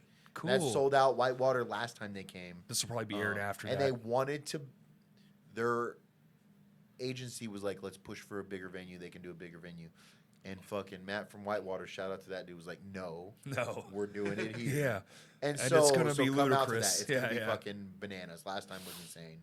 A lot of the fact that we can't think of everything off the top That's of our how head crazy. is a good sign. Dude, fucking literally just 5 years ago. Yeah. You could have named every show this year. right. And we It'll- just named 10, and we still are And that's- definitely and- over and the we're- limit. It'll the be a year's almost litmus over. test. It'll be a big test to see like The strength of the The constantness energy we got right now. Yeah, Right, the right, right, constantness. right, right. Like maybe, do we need to rein it back a little bit? Like maybe every other week. But dude, Jackson is dude, throwing a cover show. Halloween weekend. Have you seen Yeah. what's happening just in Little Rock on Halloween weekend? That weekend is maybe. stupid. And I'm not going to anything that weekend because that's the Evan Wrestling? and Katie Grove The wedding weekend. Wedding. Okay. Ah. I thought it might be some AEW something. No, or other. no, no, Oh, no. they're doing a wrestling event. There's wrestling. Chris Yeah, and Buddy wrestling. are Yeah, doing exactly. at Vino's. That's cool as fuck. Yeah, which is something I got hit up. I think it's a a few mock years event. ago. I think it's a mock event on stage, right? Is Okay. that? Did don't- I interpret that I right? literally have no earthly idea. Or I is don't it know a if they're real gonna wrestling match? Set up a ring on the 'Cause floor and you sit. That's around coming it? up. That's Scorched Earth. It's comedy and it's like a wrestling act out. I don't know if it's an actual match so much as an exhibition. Okay, I don't know. I don't know. I don't know. Yeah, I don't either. I I mean, like you could probably. one fit way a to find ring out. in the back room of Vino's, and then put chairs all Dude, around it. could you it would be imagine? tight. It would be Could you tight imagine? fit, but you could work. have a punk band playing the same time. Yeah. So your music is I've, real. I've been to a wrestling event where they put the chairs on the stage, Fuck. and then there's a space to Sure. walk, and the wrestlers come out through the chairs and then walk into the ring that's on the floor. Yo, can we do Patreon content? Crashcast goes with Stan to a wrestling event. We should. We should. That'd be so fun. I'll and have film to look it. one up. Yeah. That'd be so much fun. But I've never been. Yeah, I'll be at that for sure. I'm sure. Yeah, that's cool. That's really cool. Maybe because doesn't they come here? Don't the WWE or somebody? Don't they come here? Yeah, every now and then at like Simmons Bank Arena or whatever. But they have a ton of local wrestling shit. Yeah, especially in this part of the country. I got hit up by a wrestling promotion. They're like, "Hey, we know you book live events at Vino's. Can we do this?" And it was like some so like cool. backyard mud show, like dudes breaking fucking bottles on each other's heads. And I was like, I remember hitting up CT, who was my contact at that time. It's like there's a liability there. And I was like, I would kind of like to do this, but I don't know any logistics about it. Like insurance and all that stuff. Their money they want, but like I also don't want somebody to get hit in the head with a Jack Daniel's bottle and then like sever an artery and then they die literally or something like that. And they were just like, fuck this. No, no fucking way. It's a little much. It's a little much. But they're doing wrestling now, so you know. I think so. I think the way I read it, that's how it came across to me, is that it's like an exhibition. But anyway, there's a shit ton going on. Yeah, if you want to go to like the Rev Room calendar, the Vino's calendar, the Whitewater calendar, you've got options. Like there's unlimited amount of shit to do. Fuck Netflix. Go outside, enjoy yourself, and you won't regret it. Well, you can, yeah, because we know how easily this shit can disappear. Or you know what? Come to the show, watch Netflix while you're there, but just still come to the show. That's fine too. Yeah. Pay $10 and then pay your Netflix bill. Whatever. I've seen Stan stand in the corner and watch wrestling during a show. That's It's not fun. true. That's Sure. never happened. Hey, I have 100% like done a reel of a show, because like you want to put the thing on the thing, and then you look down and you're like, oh, they're here, and you click and you're watching the show you're fucking watching. Like I'm such a fuck. Put this phone down. All right, let's end it. Cool. Stan. I did all my plugs. We did a 30-minute plug. I know. Thank you, buddy. No, thank you for having me. This was fun. We had a lot of catching up to do. I feel like we got most of it in. I think we did. It was a little scatterbrained, but I knew it was that's the gonna problem. When you put me and this guy in the room together, it's gonna be fucking a little bit chaotic. I appreciate you, man. I love what you're doing. Thank I'm you, so man. happy You too, for your you too. band. Thank you. I know I'm good, great friends with most of y'all, so it's just awesome to watch it appreciate happen. I feel like your time is coming soon, so we'll see. See. Even if it's not, I'm happy. I'm happy about what's happening. Oh, yeah. Everything You in my should be. You life should is be. You going should be. pretty good. Good, So good. no complaints. Yeah. All right, everybody. Thank you for listening. Hell yeah.